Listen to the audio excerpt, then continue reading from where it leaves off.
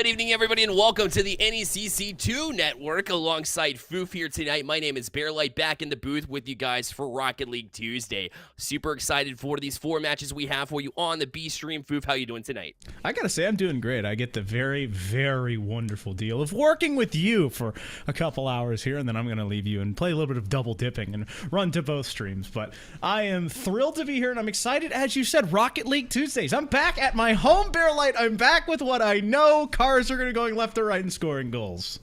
That's what they do here on the NECC Network. So. We're excited to get into this one. At least that's their hope, right? That's their plan here. And for Howard CC, they're thinking that they're going to be able to get a lot of those here tonight. In fact, let's take a look at the lineups right now that we have in front of us here. Howard Community College, of course, bringing that T1, the Dragons, if you will. And this team has been absolutely effective, starting out at 7-0 with Arrow, Logs and Trees, Noble, and JR. What a lineup for this team. They have been dominating and taking the NECC by force. 7-0, trying to go that perfect 8-0. We got to have really a big notice that all of their players are underclassmen. Fairlight. They are young. They are going to be doing this again. As they have an undefeated season, they've only dropped 2 singular games, and they are running on the back of back-to-back 3-0 sweeps. But you look on the other side, a team coming off their first win. You have Ottawa Gold looking to try and continue their winning ways. They have Raw Beef. They have Alex Civi, and they have Tazo bringing in. And so this is that mix of young and old, a freshman and a sophomore, and then the old head and the senior to try and round this group out. That's right. The senior Tazo comes in and has definitely the task ahead of him to become a leader. Ottawa Gold, and a program that's actually growing by storm there in the Canadian region, right? They've had such solid teams throughout their program, and so looking to build up a little bit more, as well as, you know, the season hasn't quite gone to plan there at the 1-5 that they sit at currently, but that doesn't mean it's over yet. And in fact, we've seen crazier upsets here on the NECC channel. That being said, it might be one of the biggest we've seen, so it would be up there as far as the top one goes. But when you have that leadership, when you have a senior at the top of the list, it gives you the better chance there, because he's been there, he's done that in his classes, and looking to translate that same thing here to the pitch. And so the big thing is, when you have that veteran leadership, you talk about it being the class and the field, but usually the big thing here, Bearlight, is it has that transitional natural leadership. Obviously them having that natural experience of life and in game. But the big thing is about esports is you can have a younger player be the leader, but right now both of these teams are going to try to be the leader in this series after game number 1. 5 minutes put on the clock, 6 cars on the field, and a best of 5 ready to play in front of us. That's right. And you know, you bring up a solid point, because some of the underclassmen could be some of your more talented players. Like most esports, Rocket League, it's going to be a younger crowd, and you know, a lot of talent coming out. Obviously Daniel for Space Station Gaming, just 15 years old, so it really doesn't matter your age. You can be a true leader as far as that goes. But when it comes to mentality, obviously, you know, senior leadership can be important, but a solid point nonetheless. Is the first 30 seconds in favor of Howard Community College, as they've had plenty of offensive possession here. Now going to try to get it across as well, but a good job on the goal line here from Ottawa to start things off. Gotta say, it was an early demo push here from T1 as they just look to knock around these cars and force their way through. They found possession, but have not been able to break through. Finally, a demo being traded back. And so, now Tazo trying to run underneath this one, but the respawning player getting there in time. And the Dragons have an offensive strike, but stalled away. Another shot coming on, and that's the volley to finish it. Arrow putting his team on top. Yeah, Arrow getting in on it. The freshman here, the lone freshman for this team, able to jump up and right in the slot. A little bit of lackluster defense there as they look to amp things up here for Ottawa. Just a little bit out of position, and so that allowed Arrow all the slot he wanted. In order to put that in the back of the net will give Howard Community College Dragons the 1-0 lead. And Ottawa Gold trying to transition in some offensive play off the kickoff, but instead will be forced to settle in the corner. It's Raw Beef, beat to it by Logs as he gets another 50. Almost made it through. Hitting the post, though, and back out here from Tazo. He's got room to work with as well, but a good cutoff at midfield. I was just there. Now a pass attempt midfield. Arrow trying to finish this up. Raw Beef. Very much a benefactor there, but there's no pressure. Logs just sees another opportunity and shot after shot after shot, and now it's a 2-0 lead. Oh, Robbie just got on the wrong side. I think he wanted to pinch that out towards the corner. Unfortunately, got a little bit ahead of himself, and so that one found its way back to the middle of the field. And Howard Community College, like we mentioned before, coming in at 7-0 versus Ottawa at 1-5. So definitely the favorite team in this one. I think that U Ottawa is doing a good job to try and hang in here, but a little bit of cleaner rotations will be required in order to really get them amped up, because in order to start some offense, you have to play a little bit of defense first, especially when they're as high octane offense as they are. Well, the big thing is it really starts with that boost to management, because they are being held in check right now with the ball just lasting on their side time and time again. And so when you don't find either a big booming clear or a very successful defensive possession, you're going to start running low on this boost. And you see another boost steal in the corner.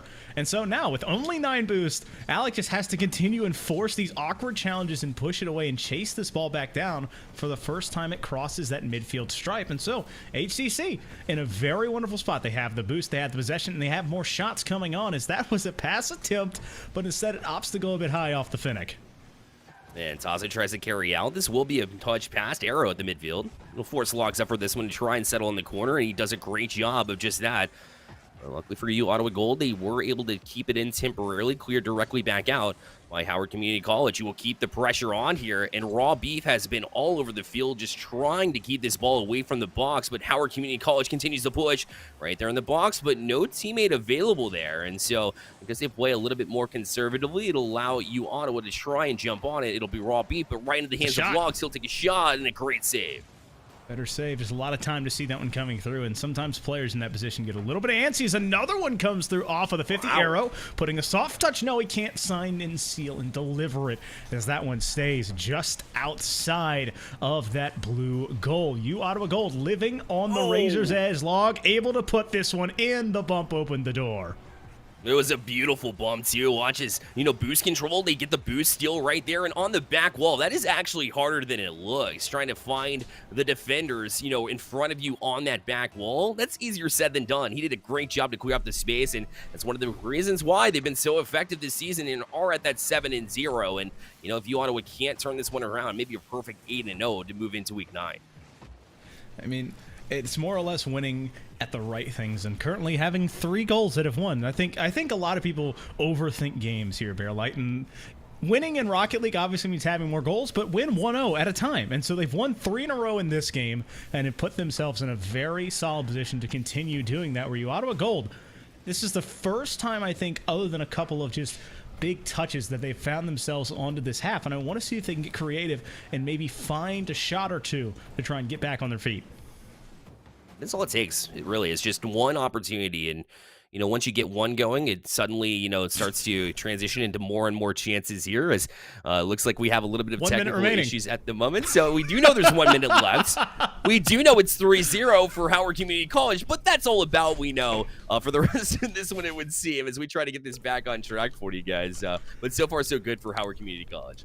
I mean, it is. They are keeping the streak of 3-0s before we even get out of the first game. So, just trying to live and die by that sword, Bearlight. And, too many 3-0s, I guess, causes the old psionics machine to crash. So, give me a second. I'm going to hop underneath, Bearlight, because, listen, when you are weathered and a veteran, you are ready for situations like this. I'll go underneath and make sure I get this fixed. Have fun. Make sure you get that. Look, he's got the Gibbs hat on.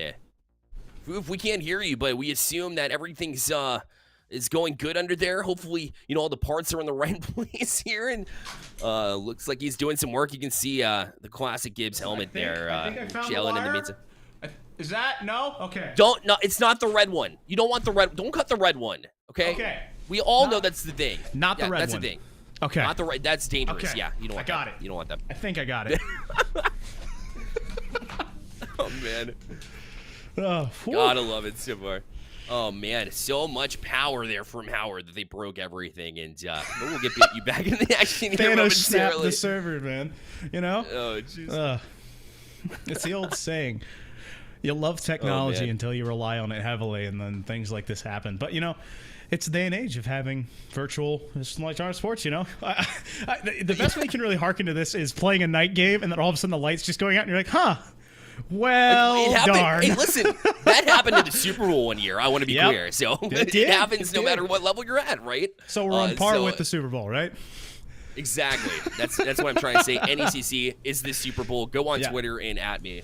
That's 100% what I said. We'll be back for game number 2 for sure. It could have been an overtime too, right? It could have been like a super close one. So we're going to assume that Howard Community College maybe closed that one off. Again, a minute's enough time for you, Otto, to come back. But Howard Community College was all over them there. So should be a 1-0 lead when we bounce back for Howard. And so we will move.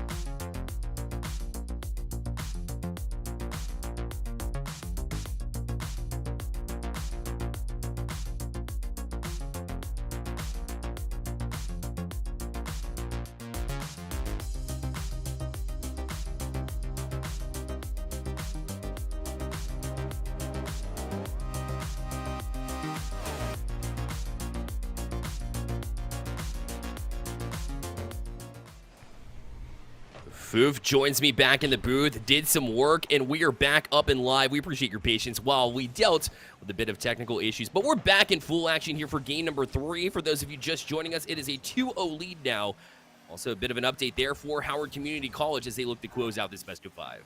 Yeah, for 2-0, obviously a very good start for them. They're trying to make it 3 weeks in a row for a sweep, and so they are poised to do just that. But don't put it past you, Ottawa. Still in very good position, still in a spot to try and find their first goal that we have seen at least, as they're trying to make a way midfield. This is an opportunity. Tazo, beautiful 50 there coming out from Newble to deny it, and so it pushes it back to that midfield stripe.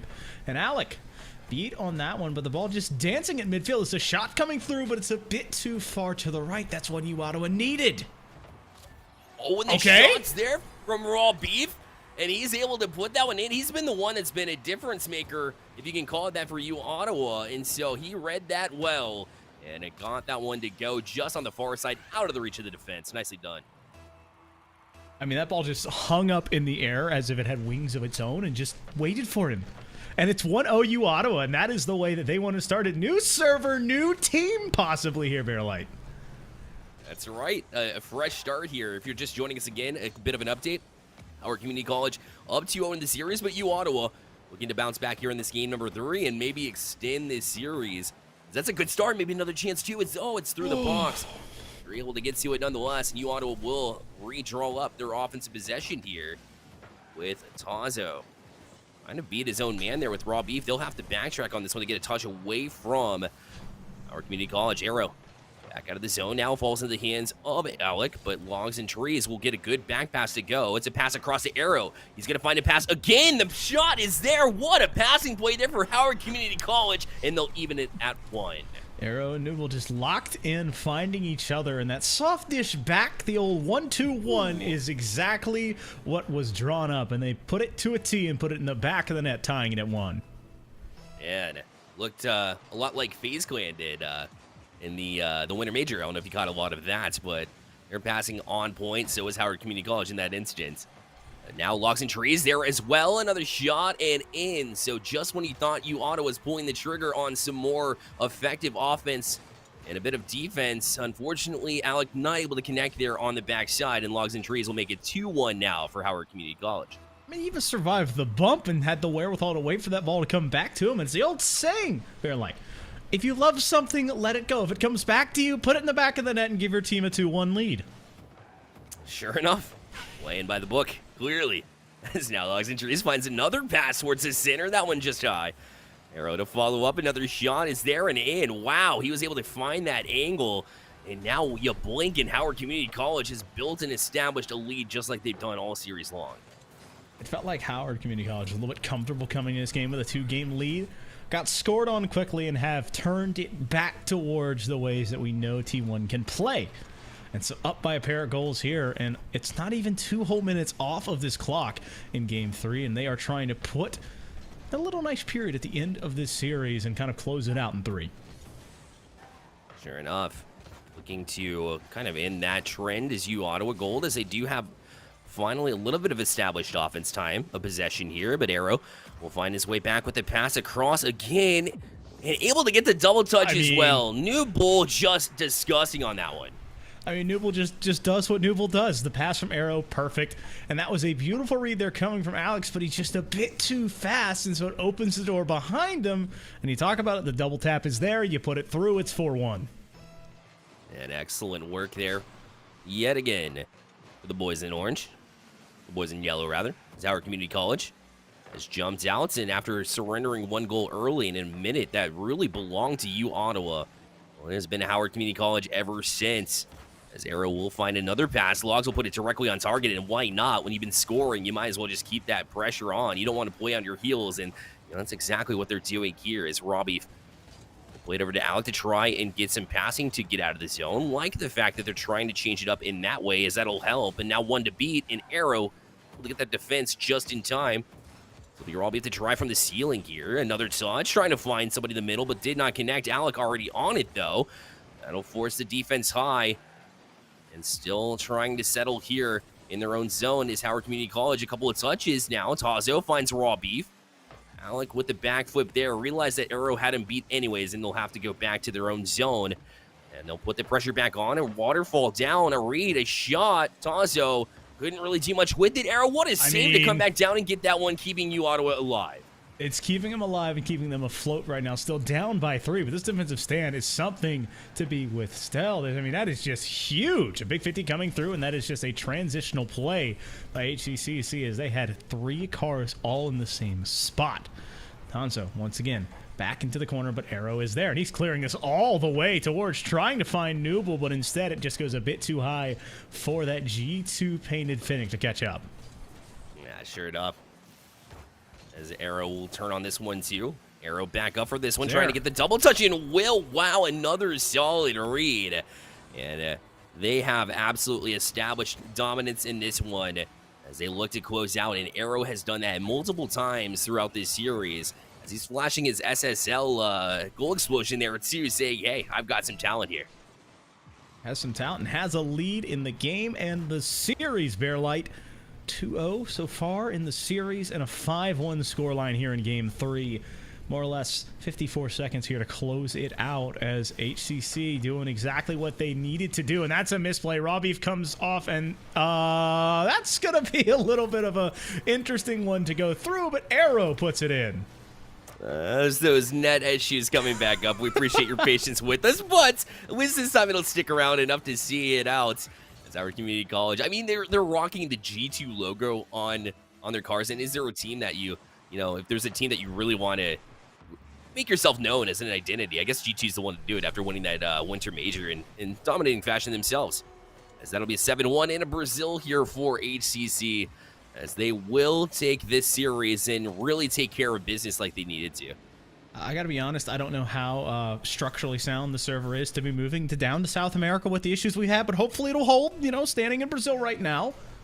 But a 6-goal lead here for HCC Dragons, and they are just continuing to dominate. Arrow off the backboard trying to set himself up, but the double not coming to fruition. And Logs and Trees will backtrack and kill some more time here to his own corner. The 50 will survive. It'll be Howard Community College Dragons T1. Will move their way to a perfect 8-0, looking to close out the season in perfect fashion. And they have a great steps to do it. Alec will get one back here, though, as Alex Sibby was looking to, maybe get some confidence rolling here, although it may be too late. The playoffs way out of hand here for you, Ottawa Gold. It's all about really, trying to find a tandem, trying to find a combination of players that you can put on the pitch and be confident about. You're talking about the best team that you're going up against. Getting any kind of scoring and getting any kind of momentum is a good sign of things to come in the future. Oh, past temp midfield there coming from Logs and Trees, but it's more or less just to keep the ball away and continue to have the clock ticking. Alec trying to keep it away. The touch coming from Tazo. Logs, though, wants to keep it up high, but demoed for that attempt. Nooble out midfield, but the clear from Alex going to put this down. And HCC taking 3 in a row, and on the back of a 7-2 Game 3, they make it a 3-0 sweep. Yeah, you Ottawa hung around for quite a while there. I know it was 3-0 in the first one when with a minute left, and we don't know the result, or we don't know the exact result after that one. We'll get you in the loop here after this one. But yeah, dominating statement there to be made for Howard Community College as they go out swinging, and they swung for the fences in quite a few home runs in that one, as they're able to really take this series by storm and really show the talent that they have available on this squad. And again, like we mentioned, a super young, talented squad as well. As you mentioned, they're all underclassmen too. Imagine the future of this squad. They're going to be amazing.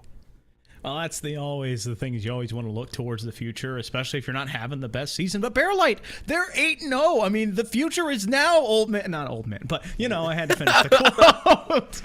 It's the future is now as they are continuing to just steam forward and looking to make their way towards playoffs. It was an 8-0, only have dropped, we said it, 2 games in the year. And so as this moves on, they will continue rolling and hopefully continuing doing their ways. And everyone else, the ladder has been thrown. It's up to you to catch up. All right. Well, we have North Central Technical College facing off with the University of Wisconsin, EU Claire. So it's the Blue Gold Esports B. Those two will be facing off here on NECC 2. Don't go anywhere. We'll be right back.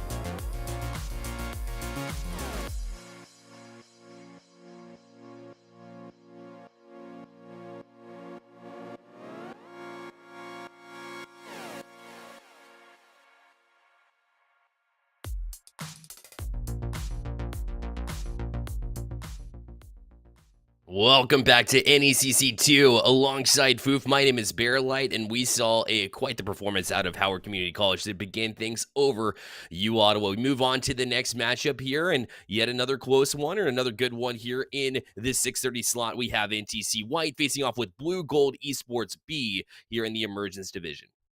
And once again, you have a team coming in with only a singular win, but looking on the flip side, it is not the undefeated juggernaut that HCC was. It's Blue Gold Esports, who currently sits at 3-1. So still a lot of their games yet to have been played, and so it's kind of an up in the air for them. But NTC White obviously still trying to get back on track and have not had the season they want. But this is the time. What time better than now, Bearlight, to kind of get everything going, especially on stream?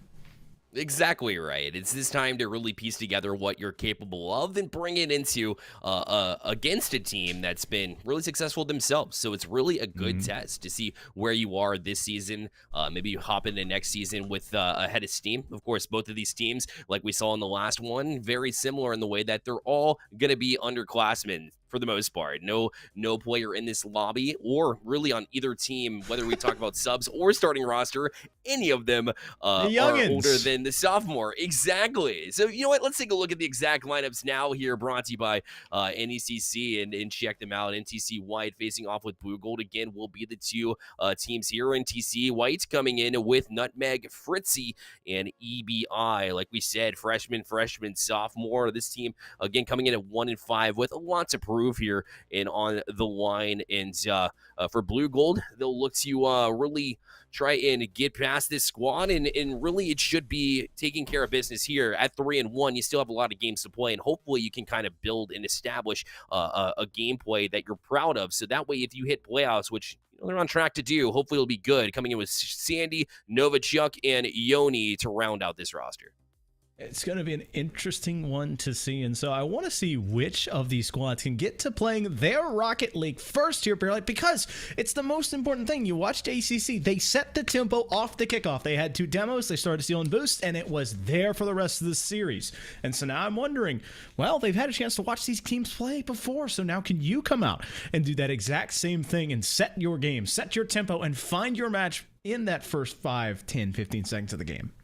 And the first, series that we saw here, Foof, was from the Challengers Division, so it's really important that you get boost control, that you do all of these things right, the little detailed things that you want to put into your gameplay to make you even that much better. Here in the Emergence Division will be a little bit of a slower pace, as this is a little bit of lower ranks here in this series, but that means it's all about fundamentals. It's all about getting towards the net, and that's what Blue Gold does right off the bat. It's a good defensive chance there from NTC to begin this game. Nutmeg trying to find their teammate in EB looking to find something off this wall, but she's a bit unaware, unable to find the teammates there. Fritzy doing the same pass off the wall there, but the only thing he finds is Yanni, and Yanni goes a bit high, but another shot coming on. That's off to the left, and Nova opting to try and control this one, but right now that ball just not wanting to work with anyone as it just takes its way around the court and goes back on this side wall again. Yanni running up into the corner, looking for a pass midfield. He's got 2 teammates. He's looking into the mid-mix, but both players opting to back off, and so we stand at a 0-0 scoreline still. Yeah, and NTC trying to work it across the box here, but denied nicely by Nova. Right into the hands of Fritzy, who will turn and put it right back towards that back wall. The challenge is there. This one will also waterfall down. A chance at a reads there. Nutmeg makes it 1-0 for NTC. Big time read there coming from Nutmeg as they were just able to sift through that traffic. There is so many moving parts for that ball bouncing off the backboard. The opportunity arises, and I gotta say, Bearlight, the team that makes advantage of those opportunities, usually when it comes out on top, 1-0 NTC White. I like the fact they're challenging that back wall as well, because typically that's guarded when we talk about the higher divisions, but right now you just want to practice those reads, right? Get them in tune, play fundamentally. It's a couple of times they went off the back wall and then off the ceiling as well to really put the defense in a compromising position. That's exactly what they did, and they enjoy the 1-0 lead because of it. Ebby trying to add to that too, as he will try to go across with the demos there. Will free up some space, a chance. Sandy does a great job backwards to handle that and get out of harm's way, but right back in the zone here from Nutmeg. I mean, it was a huge demo to open up some space, but the space was immediately slammed close as that tight rotation coming out from Blue Gold keeps it out of their net. But now, defense has gotten you this far, Blue Gold. Can you find some offense? Nova looking for a self setup and gonna take it 1-1. Okay, that's impressive work here. Look as he turns and dunks one, and then comes across and does it himself to play it off that crossbar. And when it does, it fools the defense. Absolutely froze him on that far side post and was able to just jump in and tap in. That's clinical. Great job to tie this game. Right at the end there, unfortunately, Nova just caught in an awkward spot. I believe that's who it was, but could not make that save. But now we are back where we started. 2 minutes now off the clock, but more or less back in equilibrium. One apiece and tied, looking to see who can win this swing of back and forth from the pendulum of momentum. Fritzy has attempt midfield. Nutmeg a little bit too excited, flipping to the side, and so it's up to Yanni, who sends it back to Evie. Nova in return trying to find a shot. Fritzy looking near post. That's going to be a self setup for Nova, and it's 2-1. There you go, Blue Gold. They're really coming out swinging. So NTC, you know, we said they're 1-5 and need to establish something. They did early, but now taking it back as Blue Gold as they are able to jump back out. You got to love the fact, though, you know, NTC coming in, they get the first goal. They also have, you know, the rest of the members of their team in here supporting the rest of the team. You see MiniPie there in chat as well, trying to get NTC hyped up, and maybe needs a little bit more because Blue Gold's coming right back at him again. It'll be 3-1 for Blue Gold B. A similar situations we saw in the last series here, Foof. It's just the team popping right back after giving up the first goal. 3 of them in this case. Just a volley being unleashed here by Blue Gold. Another big win on the 50, and then a final coming through there to make it a 2-goal lead. But Nutmeg wanting to break this and break it back to 1, but no, it's EB off the kickoff.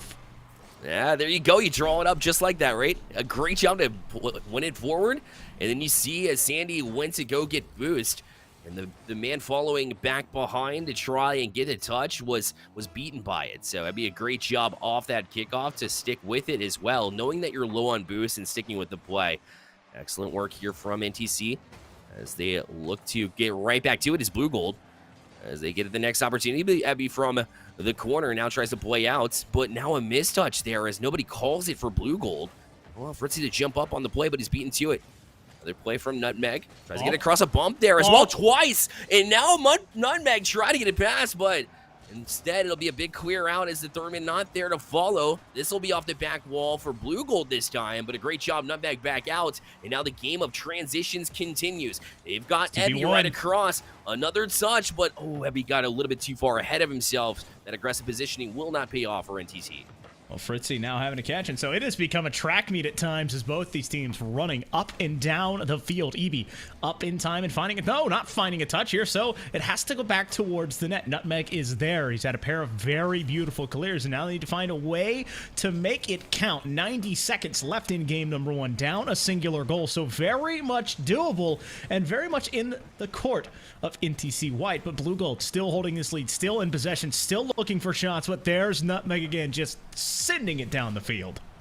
Yeah, Nutmeg aggressive to get that demo as well. Abby, she comes up just a little bit short now, as now Nova will leave it for Sandy. The 50 beats him. I look at that second read, though. Great job to 50 out in front of the box, at the top of the box, and Abby, well, she'll try and settle. A great job to get that 50-50 forward. Now backtracking on it will be Sandy. Fritzy trying to get the read. Unfortunately, did not get a touch. And that'll allow Yoni to get right back into the play. Over to Nova with a great passing play out and a misplay there. Oh, Abby wishes she had that one back. An unfortunate circumstance there in the middle of the field, and a bit of a miss there will open things up, and it'll be another just dominating lead here for the 3-1 team coming into this one. As Blue Gold Esports brings it to 2, but again, 48 seconds left. NTC has seen a little bit of offense. We'll need a little bit more of it. Yep, Abby on the ball for now. This is where they had a big time starting the kickoff. Now another one here. Nutmeg looking for a pass, but there is no one to be found but the Blue Gold defense. Fritzy waiting here, watching the teammates play. They need to find a clear, and they need it now. Down a pair of goals and half a minute left to play. A little bit apprehensive here. Nutmeg goes under it, and so it finds its way back onto this half. Blue Gold looking to milk this one out. Just kill the clock for another 23 seconds. Fritzy avoiding the demo. Nutmeg finding clear. Now it's a 2v2, trying to find the fast break. Fritzy off the backboard, but he can't find the touch, and so Blue Gold continuing to hold. Yeah, it'll be 10 seconds left on the clock. They need one now, but it will be a good clear, and that should just about do it here. Ending Abby, that'll be it as Yoni able to get to it. Blue Gold B will take the 1-0 lead here in this series. And although NTC White showed some promise there and, took the 1-0 lead to begin things, and looked like they had a bit of a comeback there too as they pulled it within one. They're about halfway through this one. Just the onslaught of shots coming through was the difference maker here, but Blue Gold escapes with that 1-0 series lead right now, looking to hop back into it and make the record 4-1. But I was impressed. NTC White not looking like a 1-5 team in my eyes. I think they have opportunities to get to 2-5 here if they can just play that full 5 minutes. It's not only playing the full 5 minutes, it's both of these teams finding a way to clean it up in transitional play, because both of these teams understand transitional play, Bearlight, is where their money's going to be made, and they get excited. The ball's racing towards it, you got a power play, and then you lean too far forward, the third's too far up, and then a miss here on that back end just opens the door, and it happened twice, and that ended up being the margin of error. And so, 4-2 game in game one, but now we stand at game two. 1-0 for this Blue Gold Soul, but in NTC, they got fans, they got some momentum, they can settle it. Yeah, exactly. NTC, for me, we talk about quality shots all the time here at NECC. Like, you can get a lot of shots, and sure enough, Blue Gold did outshoot the NTC squad by quite a bit there. I believe the count was 9-4. 9-4. There you go. And so I still think a little bit more volume from NTC because I like their quality of chances. It just seemed like they're on their heels for a lot of it, and this one will be an easy, quick one there. Just took 11 seconds off the clock, and Blue Gold on top. Just got the old 9-iron out with a little chip to keep it on. And Fritzy and company not ready for that one. It bounces off the crossbar and down. 1-0 lead. Not even 11 seconds off the clock. Yeah, that was a quick turnaround for sure. As off the kickoff, it'll be Nutmeg. That leaves it there, though. Nobody really to follow up. And so Sandy will take another shot.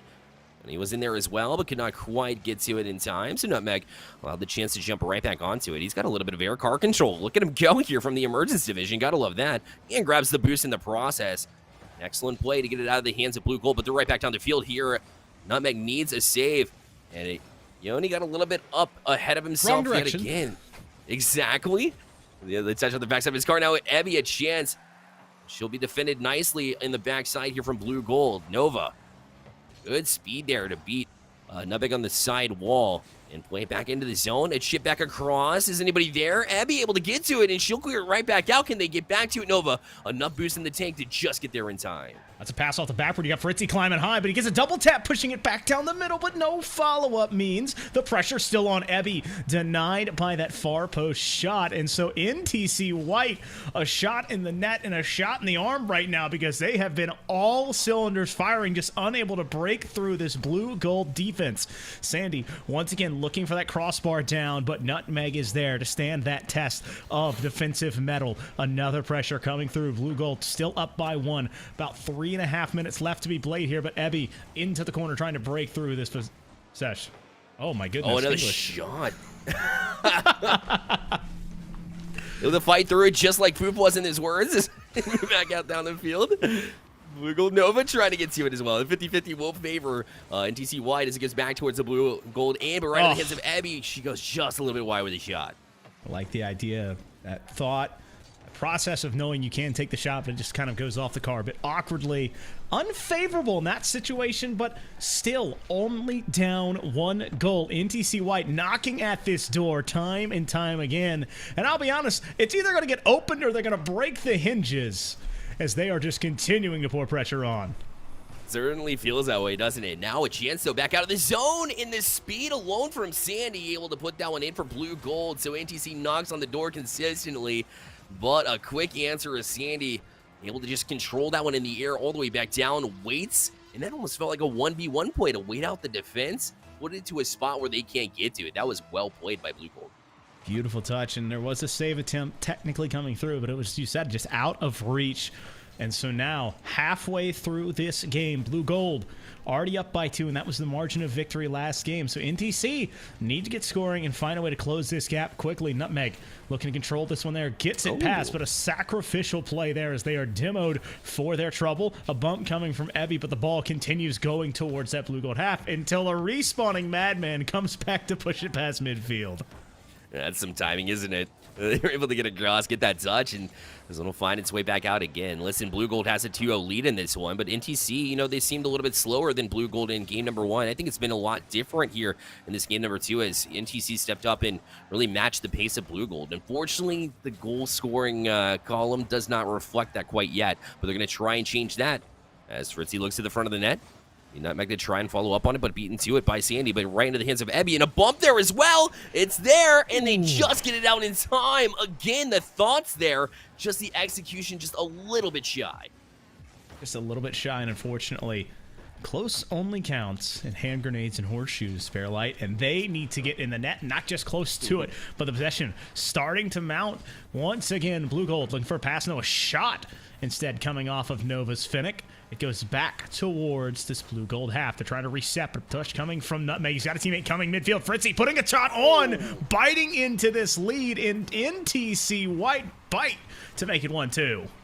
Just a matter of time. You were saying it, that they were knocking on the door. Is this the hinge being knocked off? We'll have to see here in this last minute or so. Yeah, exactly. Seems like they were in that case. Unfortunate that they did give up that one from Sandy, as she was able to take it, or he was able to take it back down the field and transition for Blue Gold to make it 2-0 to begin with. Otherwise, we'd have a tie game. But TC keeps it within arm's reach. Blue Gold going to try to get another one. A great defensive play yet again. That'll be into the hands of Ebby with the 50-50 now over to Nutmeg as he'll grab 100 boost, wait for it, and try to play the 50, but Yoni able to get to that one nicely. Ebby giving a lot of preference there on the ball, but there's no pressure coming through, so Novachuk, what just turned to a loose ball, turns immediately into another 2-goal deficit for NTC. Oh my, Fritzy unfortunately caught in no man's land as he was, you know, inching up to try to get a play. Maybe expected Ebby to get the 50 there at midfield, but it was just left there out to dry. And we also saw a little bit of that from G2 in the Winter Major of that first series in the grand final. We're 2 for 2 with the I think G2s. I have it. Exactly, exactly. You're right. You can draw so many conclusions. It's great when the emergence division is drawing conclusions that are kind of hand in hand with the majors, right? The talent in ACC is pretty insane.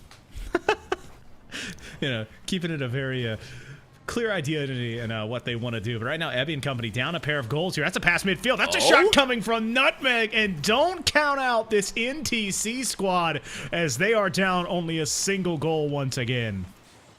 Ebby, great job with the 50-50 there. And when they're playing bold, they play better. I would like to see more of that aggression out of NTC White, as that was a great job to jump on the 50-50. Maybe something that was lackluster there in the one that they gave up. Down to 10 seconds left off the kickoff. They'll have to move fast.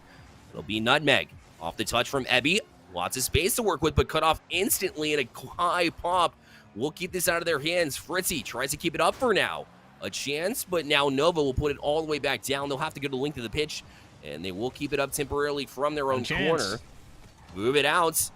Ebby another touch to keep it up, but now it'll be killed by Sandy. Nice job from Blue Gold B to ensure that they have the 2-0 lead in the series. Yeah, that steal coming out the last second there by Blue Gold to stand that test of what looked to be a feverish comeback attempt falls just short. Bearlight, and I gotta say, 1-5 does not define this team. They are bringing it every time and are just looking to try and find any way that they can make that win happen. Yeah, I mean, a little bit more consistency, and we're talking all day about NTC White and how their record's 5-1. They could easily swap. I know, you know, for the emergence division, there's a lot of unpredictability. I think that's the word that they I'll take bring, it, yeah. because you never know what everybody thank you, that they can bring to the table, right? So everybody is uniquely talented in their own ways. They just haven't gotten the full picture quite down yet, and I think the consistency is coming. NTC showed a lot of life there, and to really hang in there with Blue Gold Esports showed that they're capable of more, and I'd like to see that here in this game number 3. Surely not another sweep, right? NTC fans, if you're in chat, we want to hear you as well. Amp it up, NTC White. Give them your energy, Twitch chat. Alive. Give it. Come on. Give it up to them.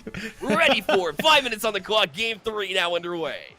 NTC White looking to extend this series. Blue Gold B on the precipice of a 3-0 game number 3 here with just Looking to find who can find that first mark, who can find the first step. A trade of possessions both way. Both teams have been on offense, but neither with a shot. A good 50 coming through there. Sandy, the soft touch on. He's got Fritzy to beat and can't do just that, but more pressure coming on from Blue Gold. Another shot, but this time denied by the quick-thinking Evie to push it into the corner.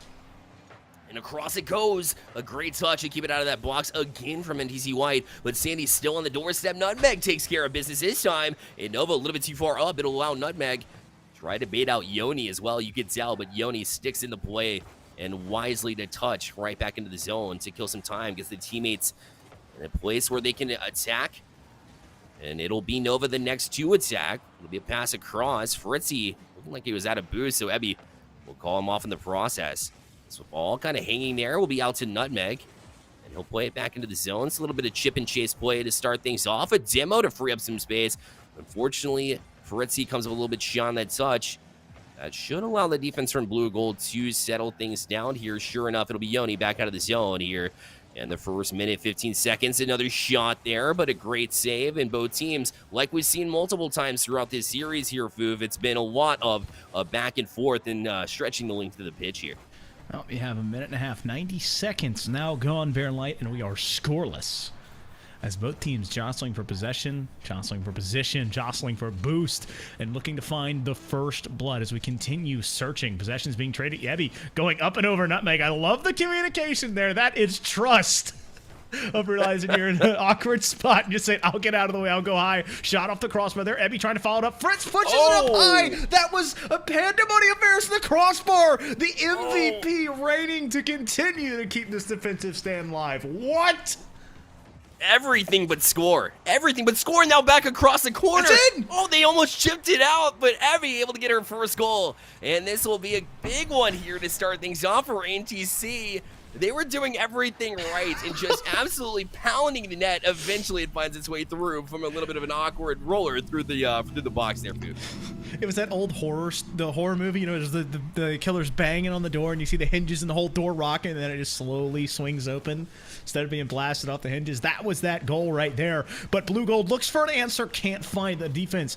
Standing tall here for NTC, but they need to find an extender. Fritzy out to midfield. This has been one of the best offensive performances we've seen from them in this series, where Blue Gold, they've been trapped on the defensive side. They have not been consistent with their touches and have seemingly a bit lost as Fritzy has the dunk. That's going to be on. It's a 2-0 lead for NTC. Foof, it's communication again. Watch as, you know, they could have taken it. It looked like Nutmeg had a chance to go for it as well, but called off of it because let's knew for a fact that he could get there and win that dunk, and that bounce is going to go directly back into the net. So again, communication is everything. It's no coincidence that they have had such a more successful offense. Another one from Fritzy.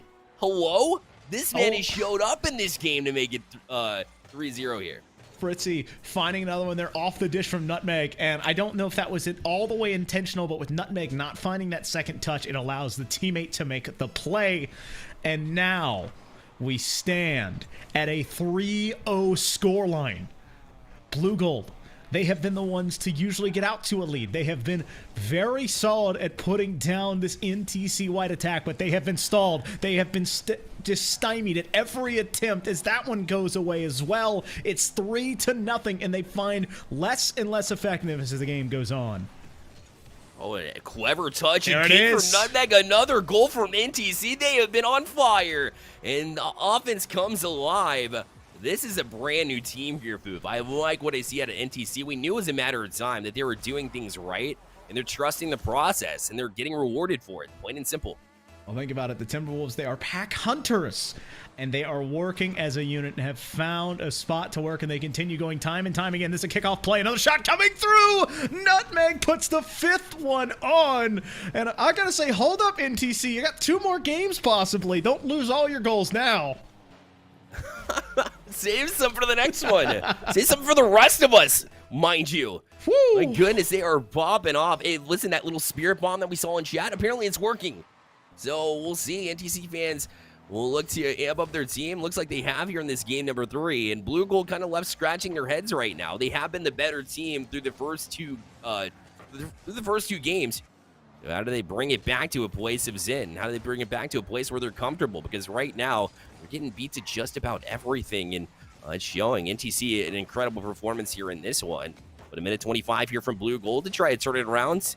If nothing else, get some momentum working in their fashion by getting the next goal or two would definitely help them, and we know they're capable of it.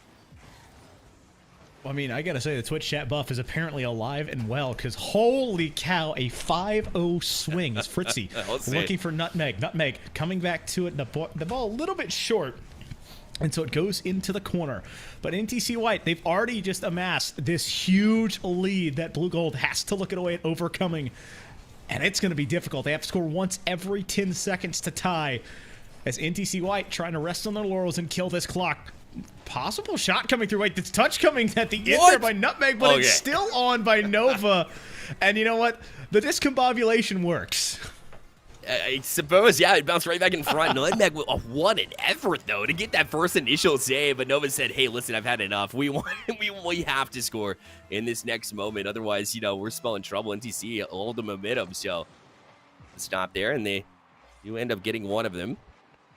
Now it's going to be Nutmeg to kill a little bit more time. We'll be satisfied with this win, but we'll try and jump into the next one. Bringing that same level of energy. The rotations were on point. Their communication, you could tell, was also rolling. Oh, what a save. Continues. Their skill level continues. As Abby will clear back out of the zone here with 18 seconds left. NTC White, the difference here in this one was that communication and the fact that they weren't shy about their challenges. They made the right decisions, and they made them in an instant and used speed to get there as well. Their boost control was a little bit better in this one, too. I want to apologize for stepping on your toes there, but that was just dodging demos for almost three-quarters of the field. And NTC White not being swept today, standing in defiance off the back of an 8-shot game, Bearlight. They have come to play. The Timberwolves are alive and well, and now we stand at a 1-2 series heading to Game 4. I told you, man. You bring up that quantity of shots. You told me. The quantity of shots, you bring it up a little bit. The quality was there. Just continue to put pressure on. It's a totally different team. I think this team lacked confidence maybe in those 5 losses throughout the season, but that's changing now. It looks like their confidence building a little bit. Now, that being said, they have to get past Blue Gold, who has also been great in their own regards. So they'll have to get right back into this game, knowing that, and going right back to the fact that that their challenges were on points. Trust yourself. Trust yourself in this one. Trust your teammates. It obviously paid off in that one. And like I said, take a higher quantity of shots here in this game number 4. I'll be honest, Bearlight, I think it's going to be the hardest game here for NTC White, because you're going from a game where everything worked. I mean, everything worked, whatever you did. And so now you have to get back into the rhythm of a new game. It's the same team, same players, but a different feeling of the game. You're in control, but that shot that went in last game might not go this time. And so you can't rely on everything to work like it did. You need to find a way to score early with NTC having the momentum. We're on the side of Blue Gold. You need a break. You got to find one to go your way. Be it a good defensive stand, be it a big clear perhaps, or a passing play, even if it isn't scored. You want to find a way to swing that momentum back to your half. Look at NTC White just moving the Blue Gold defense back and forth, left to right, and then taking their boost in out. I don't know if they're a coached team. I would assume that they have a coach, or at least a leader on this team that acts as a coach. Regardless, whoever that individual is doing a great job to really find the weaknesses of Blue Gold and find the strengths of NTC, more importantly, and really let them shine, right? Play to your strengths, and NTC's been doing that in the past little bit. But first minute and still no score to show for it, as Blue Gold that close to making their first tally known. That post, that darn post, making another play. That's going the other way. Nutmeg won the touch. He takes it and goes line drive down the field. NTC scoring first. Their patience is outstanding. It wasn't the last game, too. It's almost like they've gotten an understanding that Blue Gold is going to come at you really with a passion. So just stay back, stay patient, and then once they all commit forward, just hit it over their heads. We saw the chip shot in the last game. You remember that. The 9-iron, if you will. Might have been 2 games ago. Hey, listen, man, it's always great when someone breaks that out and everyone has to watch that ball just slowly arc, and there's nothing you can do about it. But right now, a lot of things can be done in this situation. As Nutmeg caught it, there's no near post, and it's a quick goal before 90 seconds have elapsed. Look as he just settles it here on the wall and then just plays it in.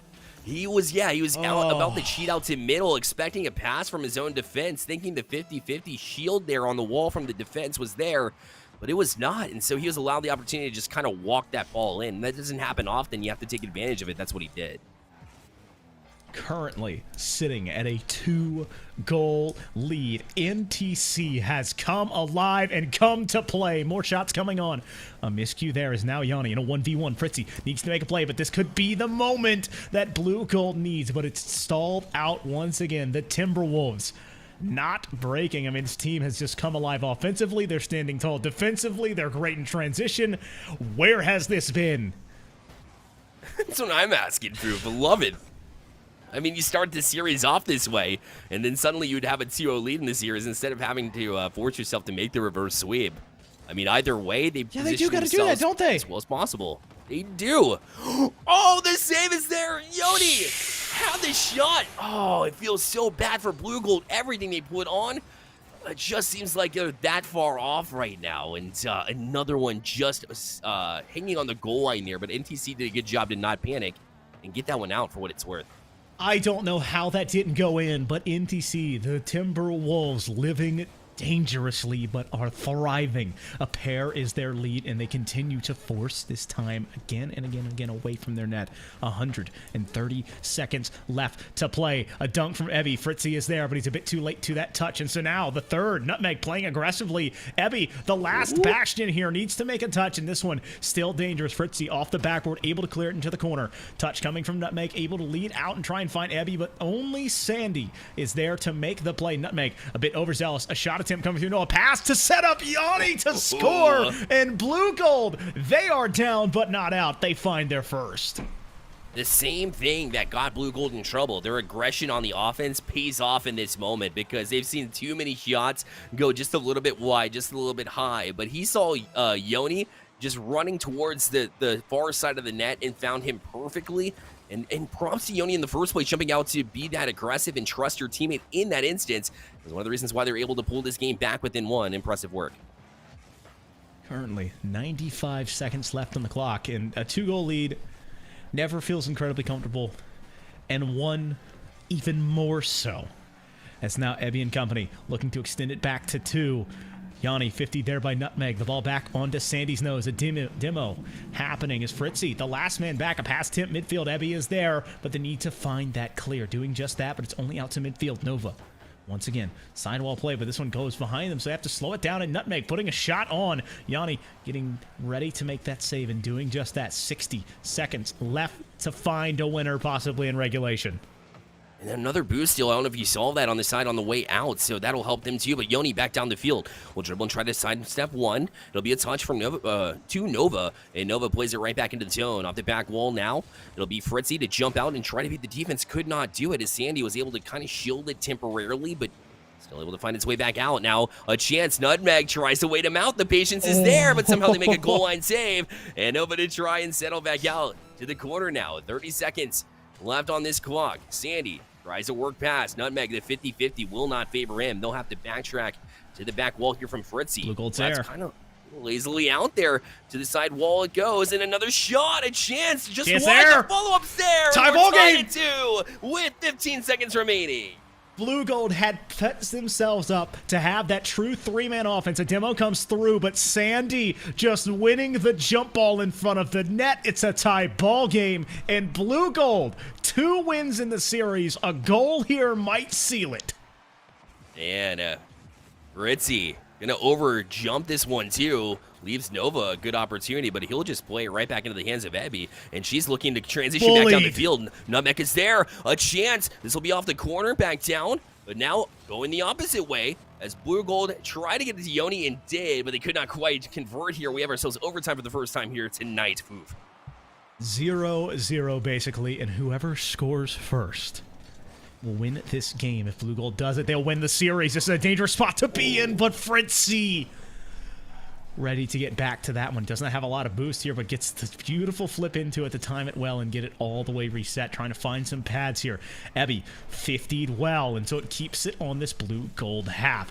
almost half a minute into overtime, and this is the first offense possession NTC's had, but the Timberwolves denied. There's a loss of the ball, means a change of guard. Never mind, this is awkward. The ball resting at midfield. Nutmeg in a 1v1. He needs to find a double tap here, and he's going to get the touch, but he can't get it to go. Blue Gold, that was when they were sweating over and have to be having a sigh of relief. Yeah, for real, because that was lined up perfectly, or at least it looked and felt that way on the double touch, but went a little bit wide with that second touch. The Nutmeg will have to try again, but he's beat to it by Nova. He'll try to play across the shots there. Oh, just wide. Now on the transition, it'll be Ebby. Try to get the 1v1 scenario and does, but a great job from Nova Chuck to get a check on the backside of this field. And now they'll transition to pass across any shot and in, and Blue Gold B will win 3-2 in overtime. And we'll take this series for Blue Gold 3-1. 2 unanswered goals to win this game. Nova setting up Sandy to score that second in a row.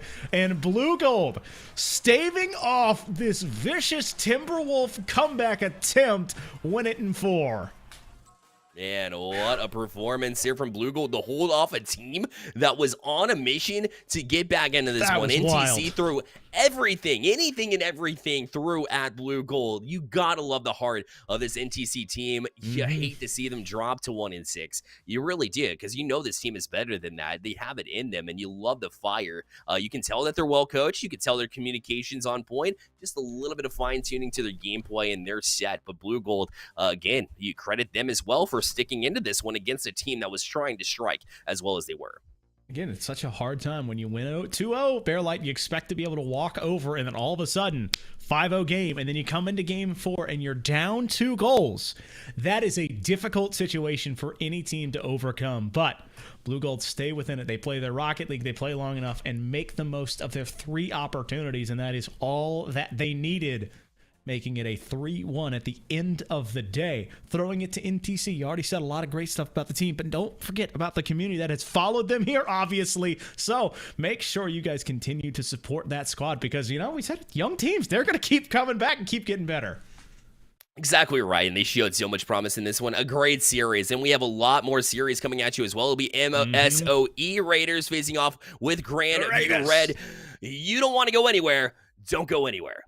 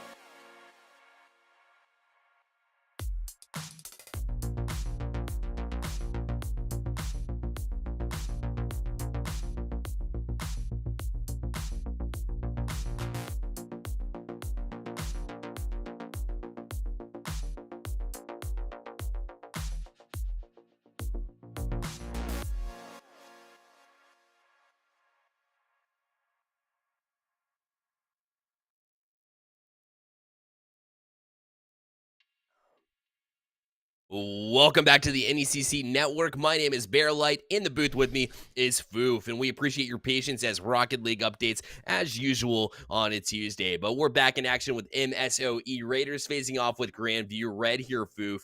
Another great series. This one, a 6-0 team versus a 5-2. You can't ask for more.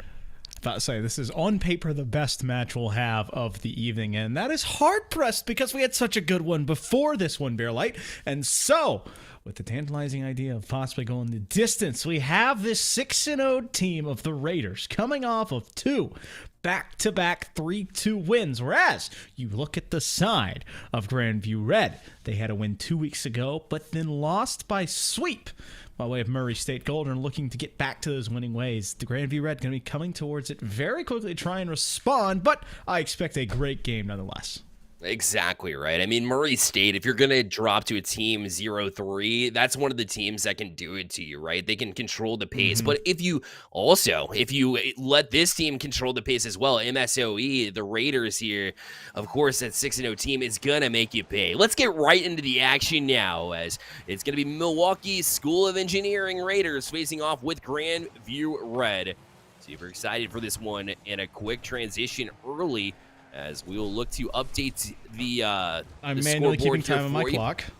Exactly, and we'll get that information on the screen here momentarily.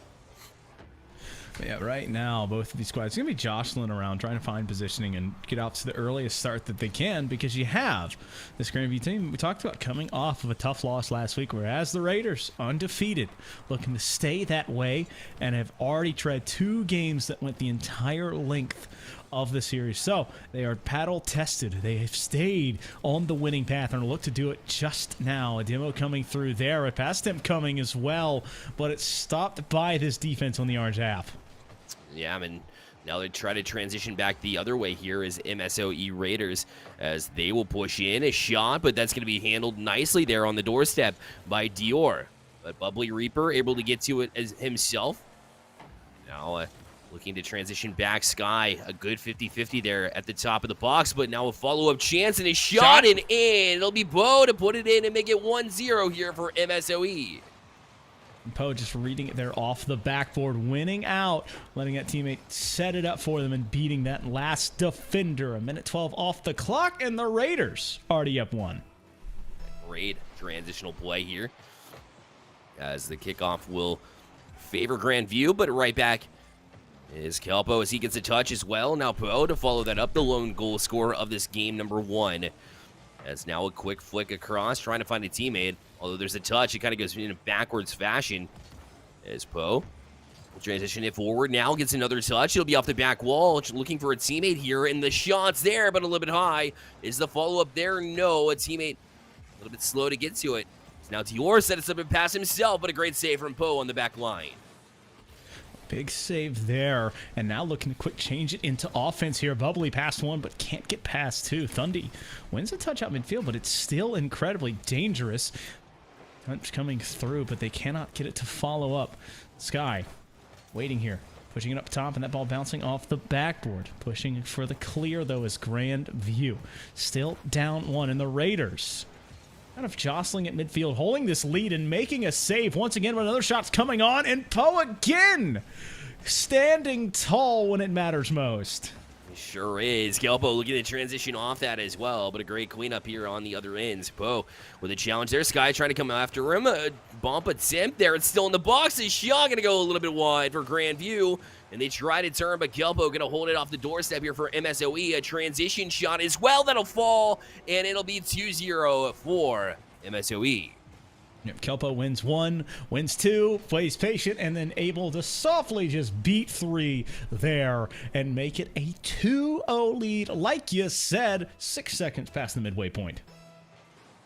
2-0 lead here. 2:24 minutes on the clock here, so there's still half the game to go. MSOE, strong start. Grandview's had opportunities. Going to convert those, but a little bit slow to get to this back-end challenge as well. Poe, the shot, but a great job to handle this as well from Dior. Now a transitional play. Sky got to wait back a little bit. Waiting for a bump there for a teammate. Took a little bit too long to develop now, and Poe will transition it back. Dior just able to jump up and get a touch away to the sidewall. Otherwise, that spelled trouble for Grandview. It might still, as this one challenges the back wall too. Sky will grab the 100 boost. Now across, it'll hit the ceiling, but Dior all over this one will try to transition out, but Poe traps the zone yet again, and MSOE has been great at doing exactly that. Until now, the transition just a little bit too hot to handle for his teammate.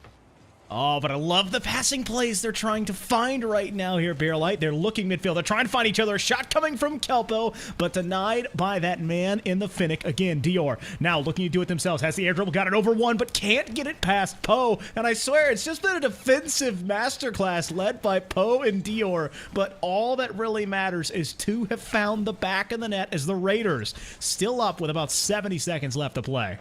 And trying to add to it, too, is Bubbly.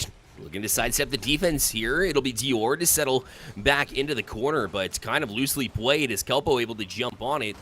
We have teammate up in support there for Grandview. They'll have a minute remaining of shots there, but Poe, great recovery save. The follow-up now to challenge the back wall, but Kelpo, another great opportunity off the back wall that he's able to settle. And his team to jump on it. Sky going to keep the pressure on, though. He's up in the corner. Tries to beat Poe with it, but Poe able to play out to midfield where Kelpo would jump directly on it and chance some room. Great challenge, but running out of time is Grandview here as they've been trying to sidestep and get around the MSOE defense, but haven't been able to find a way to do so, at least not yet. Until now, a great pass. A shot just wide again. The follow-up, another big save from MSOE. And they perhaps have killed enough time to try to get it out of their zone here. 18 seconds remaining and still 2-0. I mean, I've just been clenching my teeth this entire time. This possession has been absolutely relentless, and Sky putting my point into perfection there, but unfortunately it might have taken too much time off of the clock. Now only 11 seconds, and Grandview still need to find another one. Yeah, it seems like if one of the earlier chances had fallen for Grandview, they'd have a much better chance, but still an opportunity here off the kickoff. It's 10 seconds left. It'll be Dior that gets to it off that fake kickoff, gets a touch forward. Bubbly did not do a really good job of handling that one, as that'll allow an opportunity here for Grandview to try to step on it, but a great job to kill it nonetheless. And MSOE Raiders will win game one, and will do so by the count of 2-1. You want to talk about that man in the front there in the blue, Matt Dominus.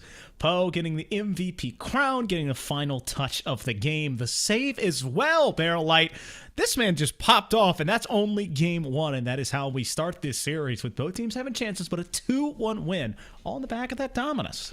You like to see, a good balanced team effort, but sometimes, when you have that leader that can step up and really take a game by storm, that's a playmaker, right? The playmaker ability is super important too. So when you have one of those and it's able to win you the first game in a best-of-5 series, that's super important. So now it'll be up to, a response, right? So MSOE with a great job to start things off, but now it'll be Grandview looking to try and find their way back into this series. I know it's just one game, but, you blink and then suddenly it's 2-0. You have to find yourself trying for a reverse sweep. You want to win this one to even the series.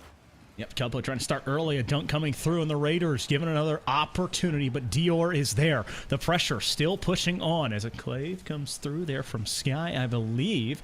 Poe, shot coming on. He's going to use the post as an assist, calling bank, letting up immediately where he left off in game one. Oh, there's that Dominus again, able to get that corner shot. It just eludes the defense who was there. Thundy thought he had the positioning on it, but it just goes above where he's able to get to. Great placement on that shot.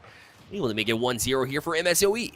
As they'll transition back into the zone. A great passing play. But for Bubbly, he's not able to really settle here. Poe tries to get it across. Great recovery there. And his wave dash was able to send it back towards the net, but Grandview read it all the way. So a great reaction there from Grandview to keep that out. But just pure talent here from MSOE early in this one. They turn again. It's Poe. Off the back wall, but handled by Grandview. They'll play it back out. And, almost a minute played here. MSOE right where they want. Another 1-0 lead and establishing dominance early in the game. Thundy running after this one. That could be a dangerous shot, but the Raiders, the mark is just a hair off. Sky and company able to live, but they are still under that one goal that is hanging over them like a shroud. Bubbly waiting to get it past 150 there, keeps it at midfield. It's still up high. Kelpo pushing midfield. He's got technically a shot. He's going to keep it on and keeps it the whole way. 2-0 for the Raiders. Oh, man, they give him up plenty of room, and Kelpo, when he was up for this one, a touch and then settles and gets one extra there to ensure that he gets past the defense. He kept it right there on the hood of his car to make sure the far side was the best place, and he placed it there. Excellent work there, 2-0.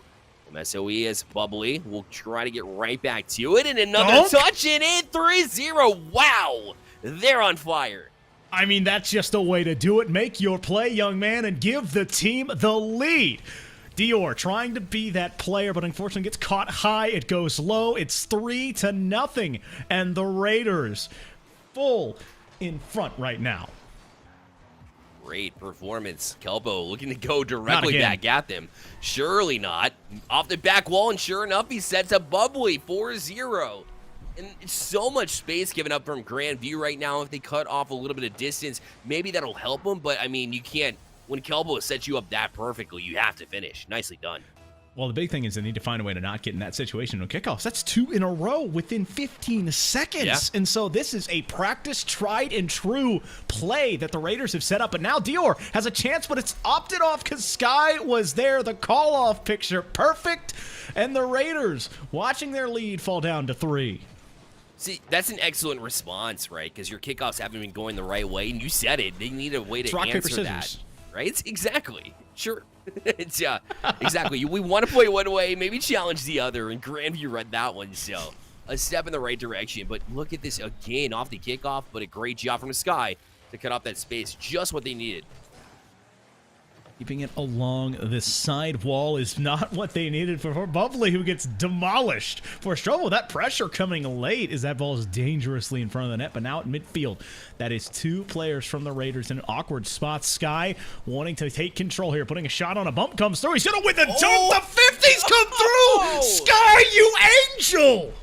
How in the world? Look at him go up for this one and then keeps enough boost, gets across, and 2 dunks. Not one, count them 2. Able to force that one in, said this is not going to be saved. That is straight willpower, and you love to see it. And he pulls his team right back within 2. All right, Sky was purely just fueled by the power of friendship on that one. I felt like there was a monologue that had happened that we couldn't see that happened not in real time. A shot coming out, that one's in as well. Sky is running it, it's 3-4. The hat trick from Sky after an impressive play gets up yet again to just challenge the defense. And while you have them on their heels, you might as well try and strike and put it past him. That's what he's done now. Pulls his team back within 1. If you're just joining us, MSOE with the 1-0 lead in the series, and they did take a decisive 4-1 lead, but since then, Grandview has inched their way back into it. Maybe an answer here too, but the shot gonna go a little bit wide. And so Bo set it off the sidewall now. Bubbly with a touch here. Thundy finds a pass out of the zone. Dior not able to handle that one, though, so Bo will try to play it out and settle things because it's been pretty hectic for MSOE, but look who it is. The flip reset once, twice, trying to get over, but could not quite beat the last defender, but Sky is on a mission right now.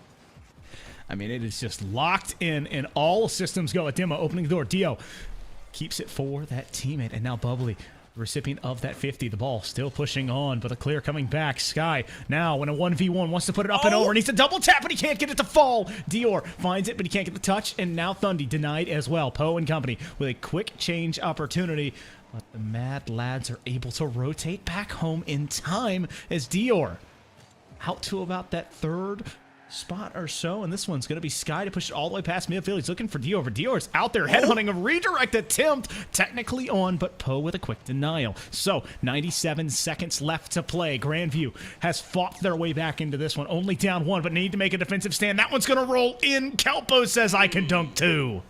Man, Sky has done just about everything to try to bring it Grandview back in this one. And we talked about playmaking ability and how you have that one player in game number 1. Sky has tried to do just that, but Kelpo able to make a statement of his own to really dive into the box and cause issues there for Grandview. When they thought they had the momentum rolling, he's able to at least silence it temporarily.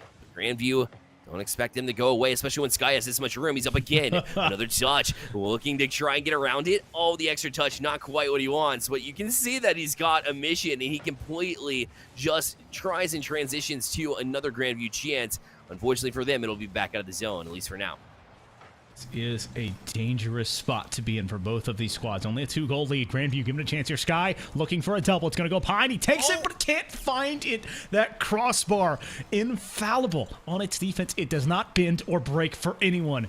It is truly a game of chance putting it off of that. Dior waiting for it here, but Sky cuts to it, so he's got to get up high and find another touch. It's cleared out by Poe, and now Sky 50 hard and actually demoed for his troubles, and so 38 seconds left to play. Still 2 goals to be overcome.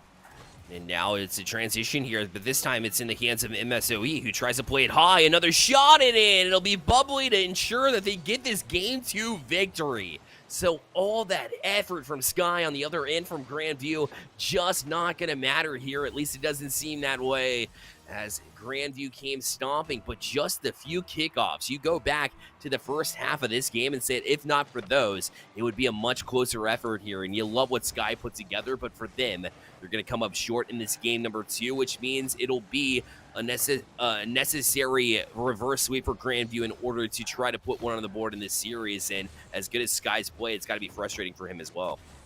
Oh, flip reset attempt there coming from Bubbly, but denied by Thundy. The bump here from Kelpo, and Dior just causing pandemonium as it's just bumper cars in front of that. Dior trying to find the clear. Bubbly, the ball just touching the ground now, more of a formality, but pass attempt midfield. Sky, I thought there was going to be an own goal attempt there. I'm not going to lie, because maybe if you scored the last goal, no matter what, you feel like you did good, but this is going to be Kelpo putting it in to make it 7-3. Yeah, Kelpo said, yeah, sure, the last one to get a goal feels good, and it has to. The way that Grandview was trying to get back in and was doing such a great job, and he cut him off at the head, right? They were so close to putting something together yet again, and yet MSOE was able to just say, hey, we know you're coming for us, but we're still going to draw up something, a strategy that will work in order to put us right back into position. Just like on their kickoffs early in that game, it transitions into the later gameplay too, where they're able to hold off Sky, because let's be real, if you don't watch Sky in this game number 3, he's going to come at you yet again.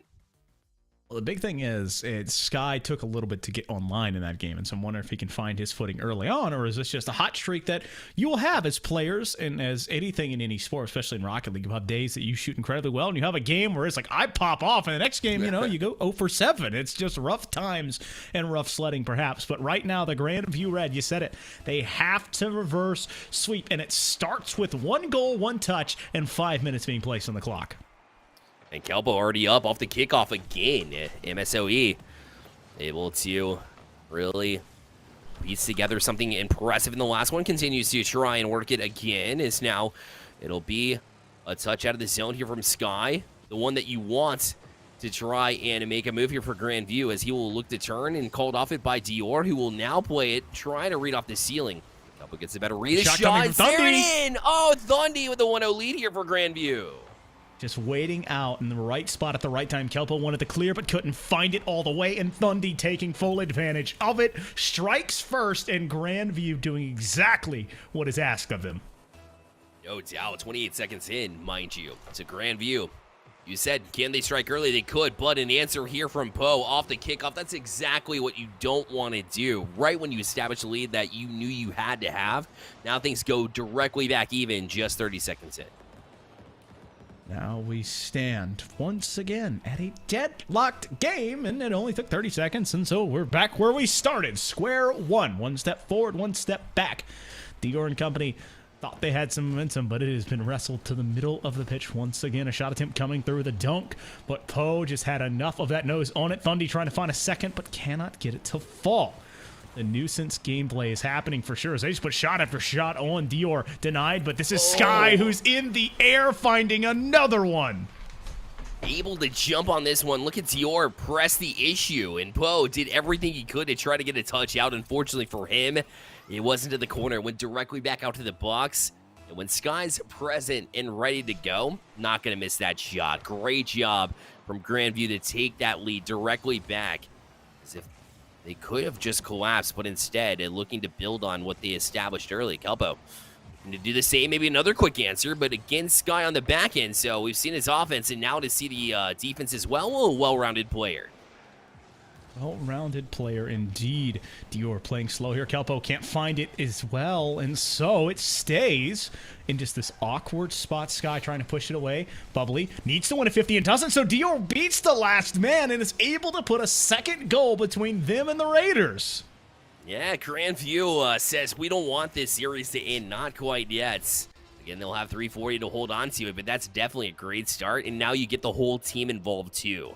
You love to see the team effort here. 3-1 with 3:40 remaining on the clock. Look out for the kickoff from MSOE. Well, it's won by Grandview. By that, I mean they win it back to a teammate. But the double commit there, it's going to be awkward here for Sky, but he does a great job to handle it and put it past one.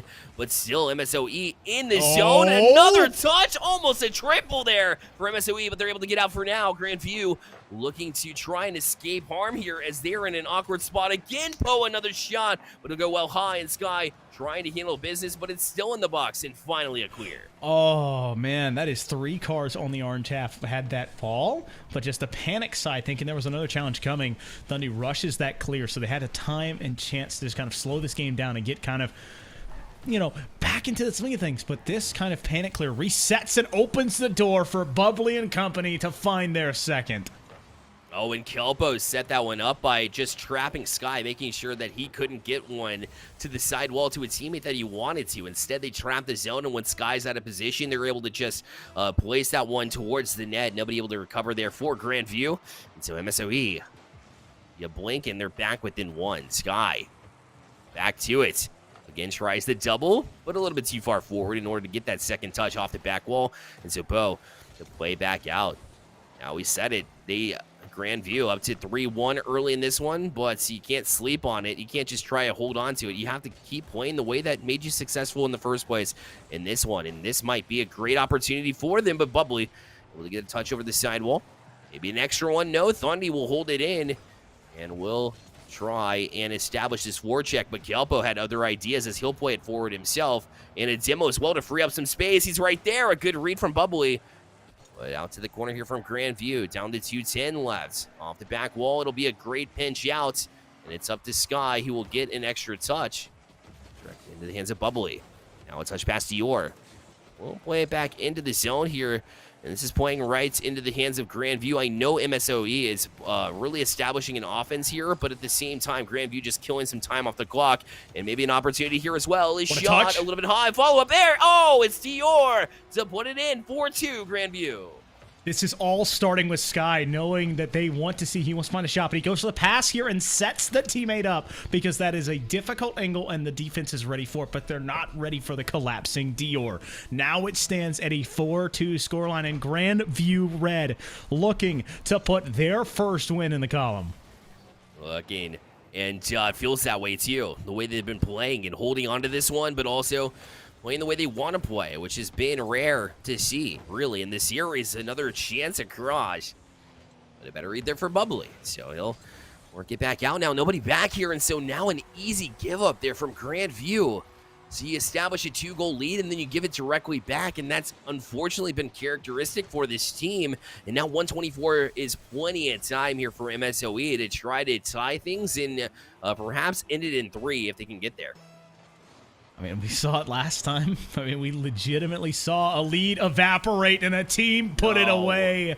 Man. And oh my goodness, a miscue on kickoff, no follow-up and no defenders means Bubbly notches the game up with 81 seconds left to go. The kickoffs have been haunting Grandview. It's rare that you have in 3s a kickoff where you want 2 to go for boost off the kickoff for that exact reason. Unfortunately, it's been harming them pretty much the entire series. So MSOE, credit them for taking advantage of that, knowing the weakness of Grandview and exposing it right now off those kickoffs. And now another chance. Kelpo in. They take the lead 5-4 with 104 remaining. Kelpo just able to answer here. Just awkward spot here. 2 players in the corner, and then takes full advantage of it. And that is 1 player beating all 3 to now score 3 unanswered goals as the Raiders on top with 64 left to play. They need to settle and look for Sky, who's been the difference maker, but another one off the bar and in. MSOE, that is 4 straight with such ease, it seems. Grandview, where have they gone? There has been flashes of absolute brilliance from this team, but a few moments where you scratch your head and say, where is the defense? How do you give up those 4 goals in such a matter of like 30 seconds or so? It's been MSOE able to jump to a large lead here and maybe a cushion here with 50 seconds remaining. It's the old adage here, Bearlight. The brightest flames shine the shortest. And this slow burn that has been the Raiders has outlasted Sky's feverish attempts to put his team on top. And now they only have to defend a 2-goal lead for 30 more seconds, and they have a sweep to their name. Man, goodness, that was poetic. First of all, Foof, love that. Is now Sky looking to go directly where his name would intend. He's been great in the CI. As you are looking to settle down, but 50 boost and could not quite get a touch here. That's a great leading pass, but Kelpa read it all the way. Down to 10 seconds left. There will not be enough time for Grandview. It'll be MSOE that wins this one 3-0, as much as Grandview and Sky was trying to make that a difference maker and really push the issue there for MSOE. It's still going to be that sweep, and MSOE just took it to them at the very end there. I mean, it is a game of inches and momentum, and it seemed like for sure that it was going to be going to Grandview. It looked like, okay, we're going to have a game 4, and we're going to look on and see almost the rerun of the last series, but all of a sudden, one slip, and then it's like, okay, they're down a 1 goal. It's fine, and then a kickoff miscue, and it's just the house of cards. The wind blew in, and it just disperses, and a 3-0 is now all you can see laying in the rumbling. For Grandview, they'll know exactly how to approach all their future series for sure. You have to take it with a grain of salt. If something happens, you have to have a short memory. That goldfish memory actually comes in handy sometimes. So you have to kind of put the pass behind you and realize that the most important play is the play ahead of you. Ahead of us right now is going to be Purdue facing off with Columbia College. Foof, we appreciate you as you came to the B stream. You can catch him on the A stream. That is twitch.tv/NECC_esports. Check him out there, and I will be with you as we watch Columbia College Navy face off with Purdue after this quick break.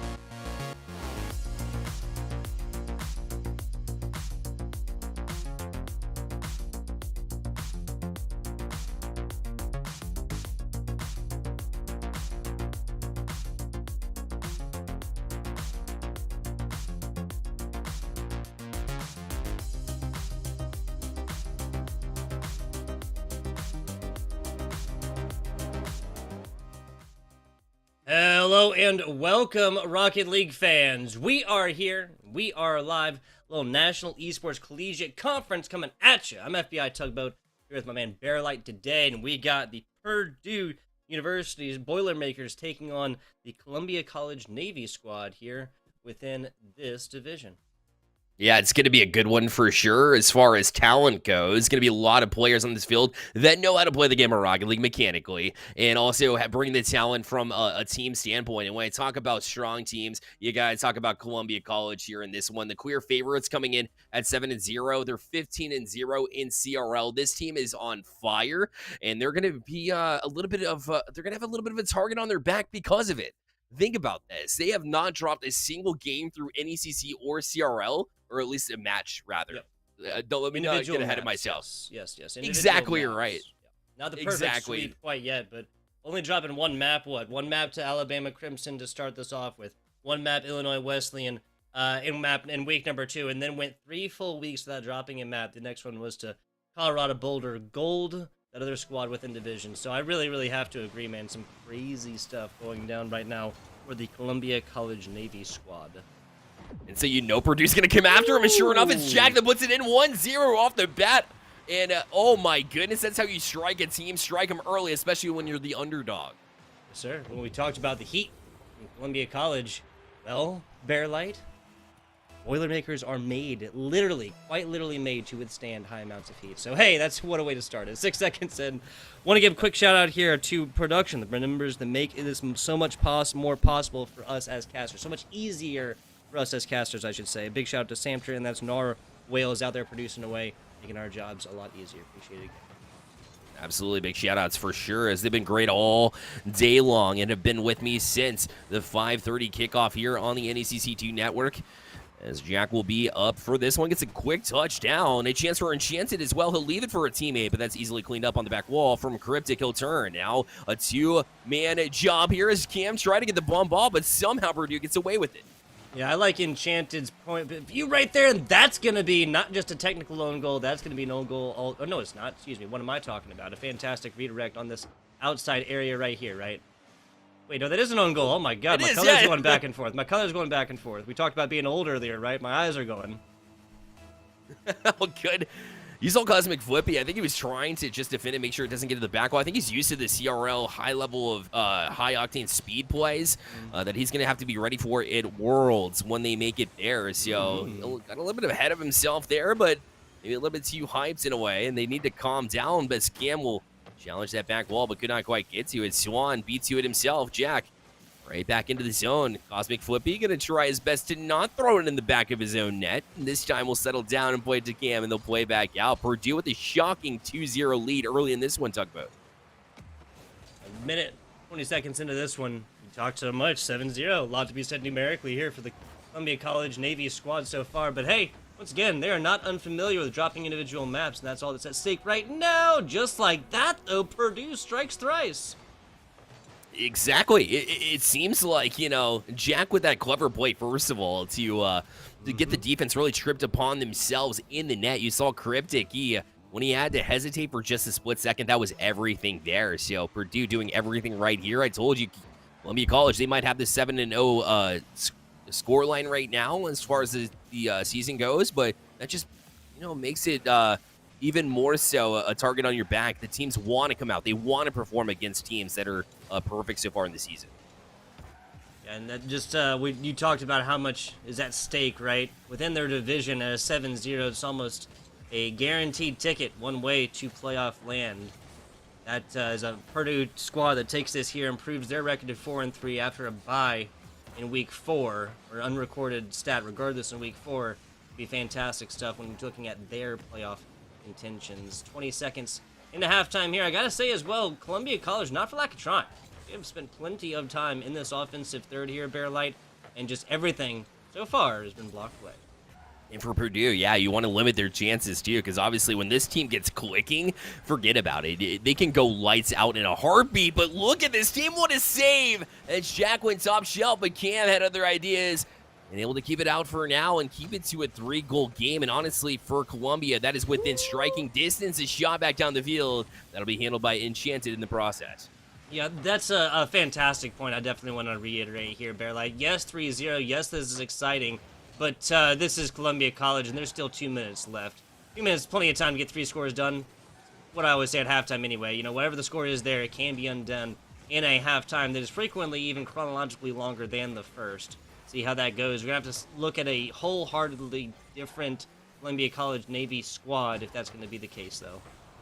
Another shot, Cam able to get to that one as well. Wow, what a job to get back down on the wave dash in order to make that save. Off the back wall, it'll be Cosmic Flippy, but directly into the hands of Jack. Now Cryptic back to the sky. He's got plenty of air car control, but read all the way by Swan. It looks like every single play that Columbia tries to develop here has been cut off in the process. Quick move there from Cam. Enchanted, oh no, a mistouch there as he was trying to backtrack and get a touch to the corner, but Cryptic read it all the way. And careful, here comes Columbia. I love this. I love this. Cam, Cryptic, Cosmic, everybody showing up for the Columbia College offense right there. Everybody getting a touch on this, and some of you actually paying for it demos-wise. I love that we got that angle as well, Bearlight, right? Like, we couldn't quite see his Cam there. Is he not? Is he coming in? Is he rotating? Is he picking up boost? Nope, he's right there. He's putting up the first for the Columbia College Navy squad. Back onto the offense. Here we go. That is a almost really good angle for the Columbia College. We talked about them needing to tie this one up. That would have been the second of 3 that is needed to push this to formal loot. And now Cryptic will play off the back wall himself. We'll try to use the ceiling, but Columbia stays down because they saw Jack up for that one already. 50-50 will play into the hands of Cosmic Flippy. He has a quick turn to you from the side wall. We'll push it back in. Flip reset. Clicks. Oh, and then throws it back towards it, but Jack somehow comes up with a save. But some styling there from Cosmic Flippy. We know he has the talent. He's showing it off here. But just 38 seconds remains for Columbia College. He will push it back towards the front of the nets, but still handled at an arm's length here across the net, but Swan able to get back to it himself. Cryptic up. It's Cosmic Flippy. On the back wall is Enchanted. He'll kill even more time as he plays it off this back wall. Purdue looking to just hold on at this point. Another shot, and in for Cosmic Flippy. They're back within 1 with plenty of time remaining. 16 seconds on the clock. Yeah, 16 seconds might as well be a lifetime within the great game of Rocket League. If you're looking at like 4 seconds, that's just an initial shot, play hard D, and Purdue takes game numero uno. As it is 16 seconds, there is a almost endless universe of things that could happen at this point. A lot of it, regardless, is going to come off the back of Purdue burning time if they're going to be the ones to take this. Last real offense here as Jack takes it off the top. Cosmic Flippy trying to keep this one alive, keep it off this outside. That's a little too high, and that's a ground ball. And down to the ground, Purdue takes game 1, but Cam was right there. Just got a little bit too far ahead of himself there, a little bit too aggressive on the positioning, and because of that, it hits the ground. It shot just a little bit too high. If he was a little bit more patient, it was there. Listen, Purdue did a great job to take this game 1 tugboat, but Columbia College was absolutely answering there at the tail end of that game number 1, and they're going to come at you again. Purdue needs a quick start in game number 2. Otherwise, watch Columbia take control. Absolutely. Absolutely. It has been a long day for you, a first game for me, but this first game does not fail to entertain, my friend. 3-2 underdogs, just numerically, people. 3-3 record as of right now for the Purdue University Boilermakers. 7-0. Columbia College Navy, proving that even gods can bleed. 20 seconds exactly into right. this one. That's so true. And in fact, look at them struggle on the goal line here, too. Yeah, sure, a little bit of vulnerability, but that will also be true about Purdue as they leave the net wide open and Columbia gets out of harm's way, luckily, and then transitions it into some offense. Yeah, this is just classic high-level Rocket League action. This is, what, the Cryptic assist there from the backside, takes it all the way down after Purdue burns everything tank-wise, boost-wise into getting that offense going, and then just the only thing this ball does really just kind of flirt with goal line for a little bit before it just gets taken out back the other way. As it is, Purdue still looking for their first, but still a very, very strong game number 1. It's just feeling more and more so I mean, only 45 seconds into this, but it's feeling more and more so like Columbia College just needed to wake up a little bit. Exactly right. Which is crazy to me. They just came off a series from another league and popping into this one. Maybe a change of pace for them or they just had to adjust. Either way, yeah, they looked a little bit flat to begin, and now another shot's going to find its way through. Purdue just going tit for tat here with Columbia College. It's impressive And we have a tie game, another banger here in the future here, Tugboat. Low corner 90 on this. Swan flying well. Love to see it. 1 minute into this, and it is just right back to where we started, basically. This is just a 4-minute Rocket League game instead of 5. Exactly right. Swan up for another one here. Challenged well. Someone will hit the ceiling. Oh, Cam almost put it in his net again. Columbia being a little bit careless in their own box, as it's been multiple times. Either they have had an own goal or have been set up for one. And she ended going to go right back down the field, looking to get a 50-50. Cam able to tactfully put it behind him. Only temporarily as Swan jumps back on a Cosmic Flippy out of the zone. Now we'll try a chase down. Jack will interrupt that process, but down to center, and now he's shot on. Although there's a demo, Swan hangs in there. Able to make a save for now. Cosmic Flippy, a quick turn. We'll try and set up Cryptic, who's up for this one as well. We'll go to the back wall, a chance for a read. Cosmic Flippy try to adjust there on the front end, but be careful. They have to try and play back for some defense and scramble back. Cam will do an excellent job of that, and with 3 minutes remaining, it'll stay deadlocked here at 1. Yeah, so wanted to hark back to your earlier position there, Bearlight. This is a no own goal situation, like no own goals in this whatsoever. After CC did that earlier, nice shot there. CC takes the lead. But if there was no own goal in the previous 4-4 against Columbia College Navy, then I feel like we still might actually be watching that game and that overtime, maybe multiple minutes of OT there. But as it is, CC Navy takes the lead for the first time in this game, like honestly, right? More than just a 0-0 situation. Exactly right. I've had the pleasure of watching Cryptic. Another shot in. His velocity shots I've been seeing since he was with Stay Plugged In his high school days, when he was looking for a team, and Stay Plugged In hooked him up with Columbia College, and it's rightfully so. His shots are unreal. This man knows how to play. Same with Cosmic Flippy, as those two, although they didn't know each other at the time, they were still in that same network. So good to see these two boys pop off with Columbia College. Well, I'm with it.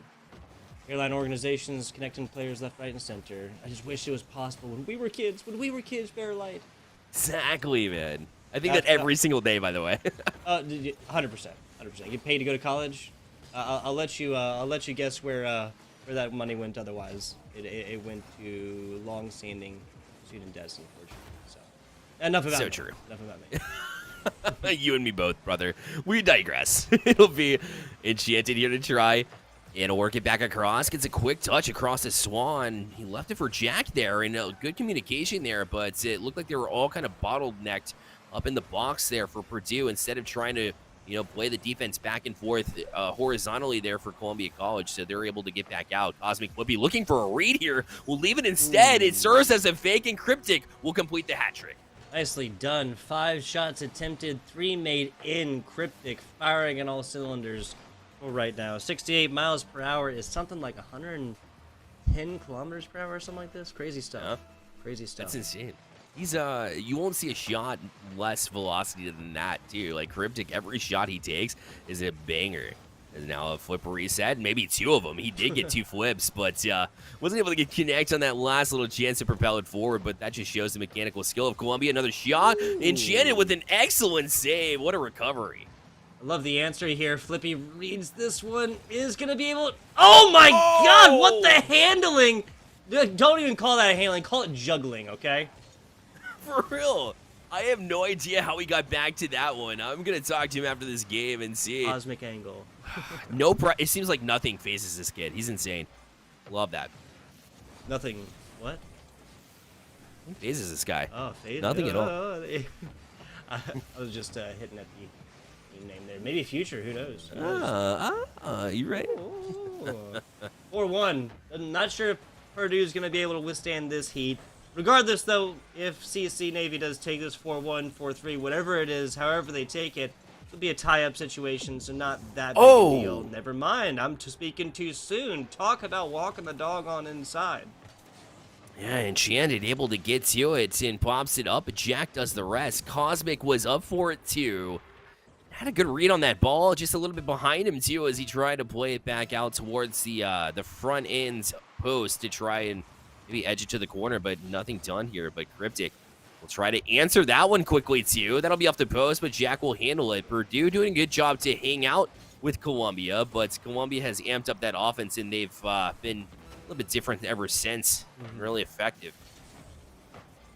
Enough time to take it, but CC Navy knows that this is just keep away time at this point. Every big lofting ball this is taken up to the top rafters is another 6 to 8 seconds off, depending how fast it's going, depending on that velocity. And so for that reason, this might be it. That's going to be one for the road. Put in a doggy bag, take it with you, put in the fridge. Maybe eat it later, maybe forget about it for a week and a half till it grows mold. Exactly, Kim. Able to, oh my goodness, what a read, by the way. It's you're gonna do that.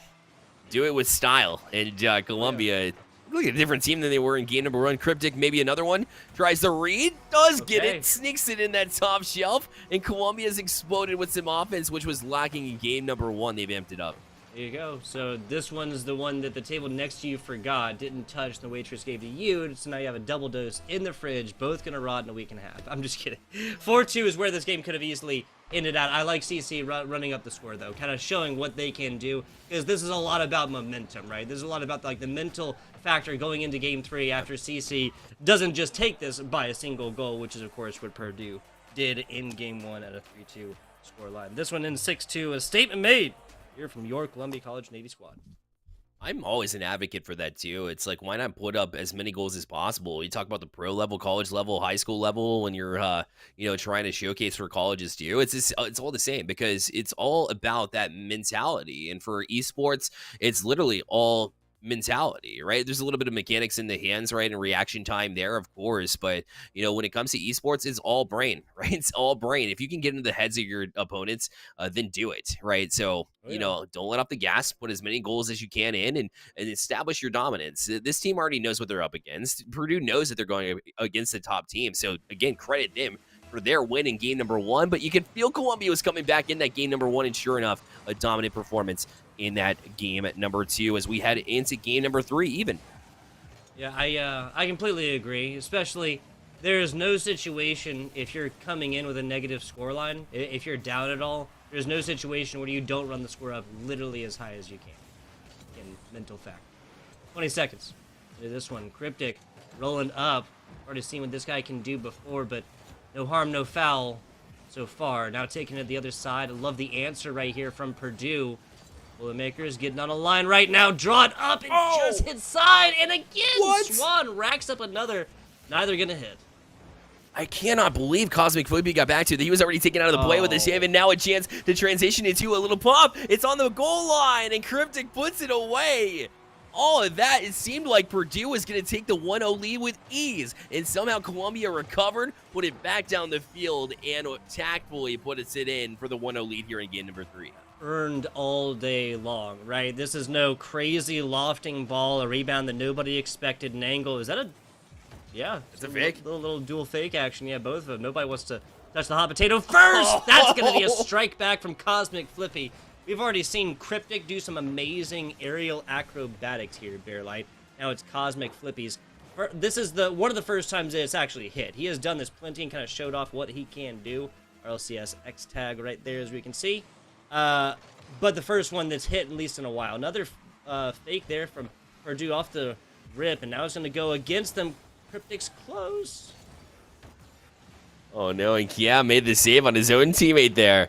They'll keep it out for now. Cosmic Flippy. That was a drawn-up play off the kickoff, though. You saw the fake to begin with, and then Cosmic Flippy up for it and got the read, too, and another shot from an insane angle. Columbia College popping off 3-0 now. We got college out of Indiana. That's Purdue. Their time to shine might be over with after CC Navy has gone on a, 9-score run in the past 6 minutes and 11 seconds. Crazy stuff right there.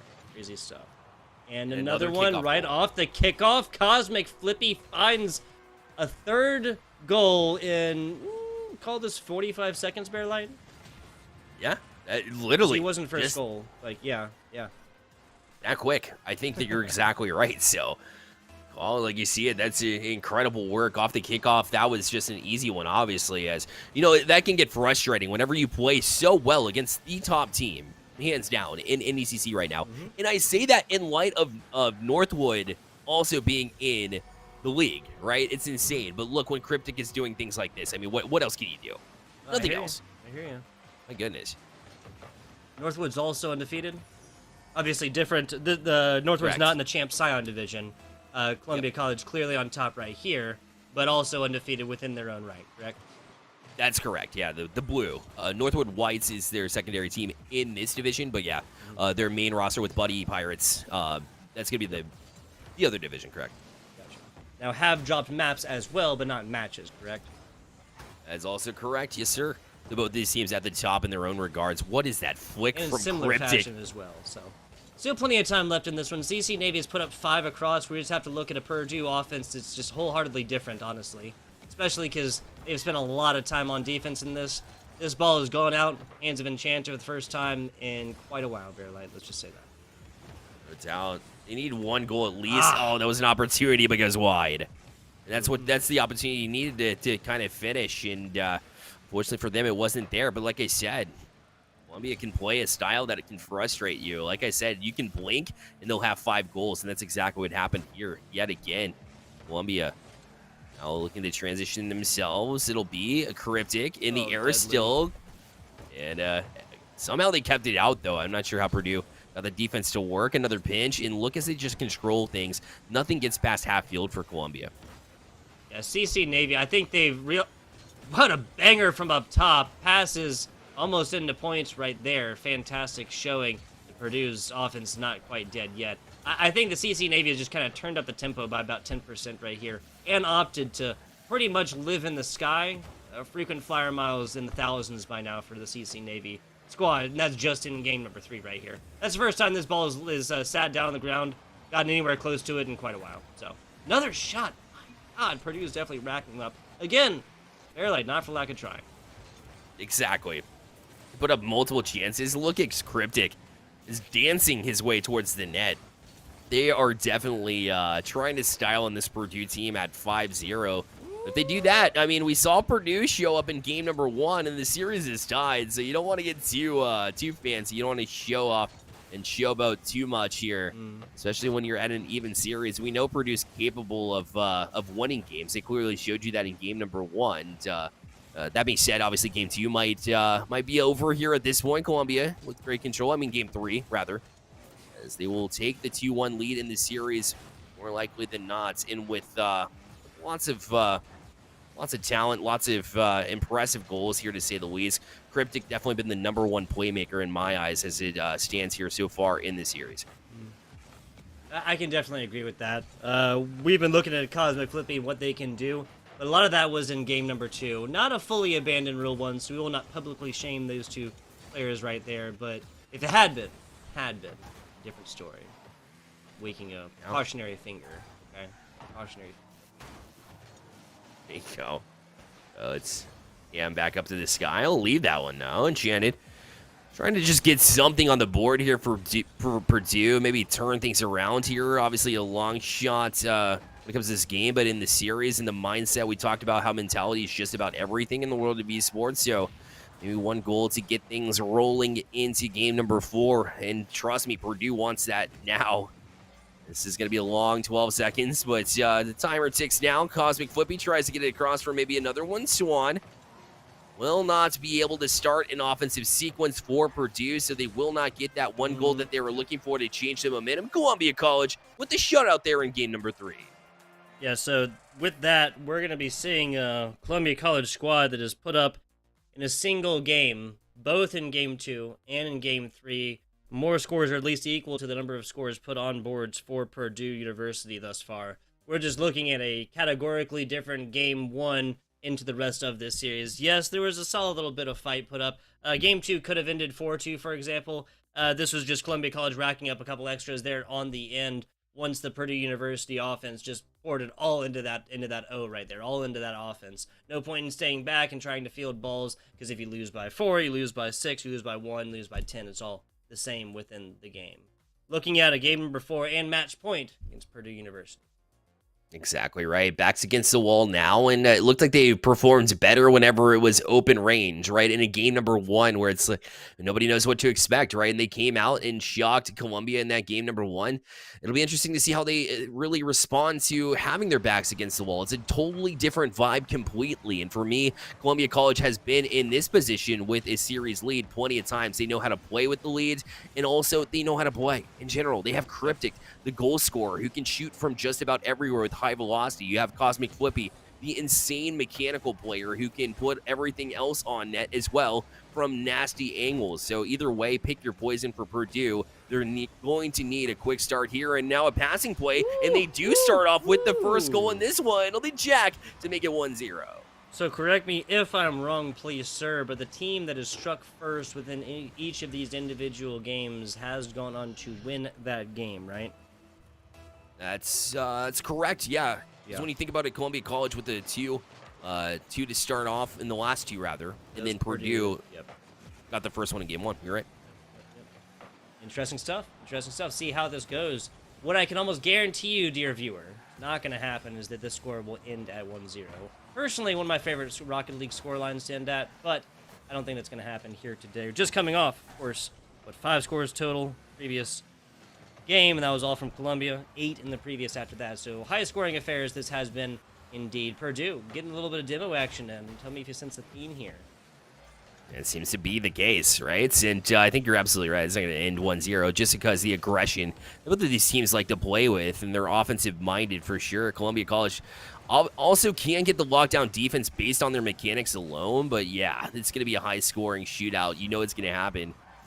So Jack will press towards back wall. Cam able to settle it there on the corner now and gets a demo to try free up some space way up the field.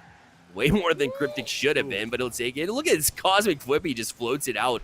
It'll be right back into the zone from Enchanted. No boost to be spoken of, though. Taken down bottom in a resource-starved Purdue squad. Tries an offense that might be doomed to fail from the start. Double up on the defense right now. Purdue still has this one just now passing half pitch right now, and that's almost going to be enough. Swan, perfect positioning, perfect time. It's a great pass across to you, and Cosmic Flippy wants that one back because he didn't get as much velocity as he wanted. A good shot there. What a save. The reaction from Cosmic Flippy. But out for now. Now we'll try to transition. He's got Cryptic on the left wall. We'll choose to go right back down into him, and that angle was there, and Cryptic almost lifted it across the box. Well, he did, but Cam could not quite handle it. Off the corner again, where Cosmic Flippy will get a touch, but Jack now trying to transition out for Purdue, but right in the hands of Cam. It just looks like Columbia College is over everything. A flip reset, but Swan able to recover as well. Yeah, again, Columbia College is, like, this is not happening because they can't do stuff up in the air.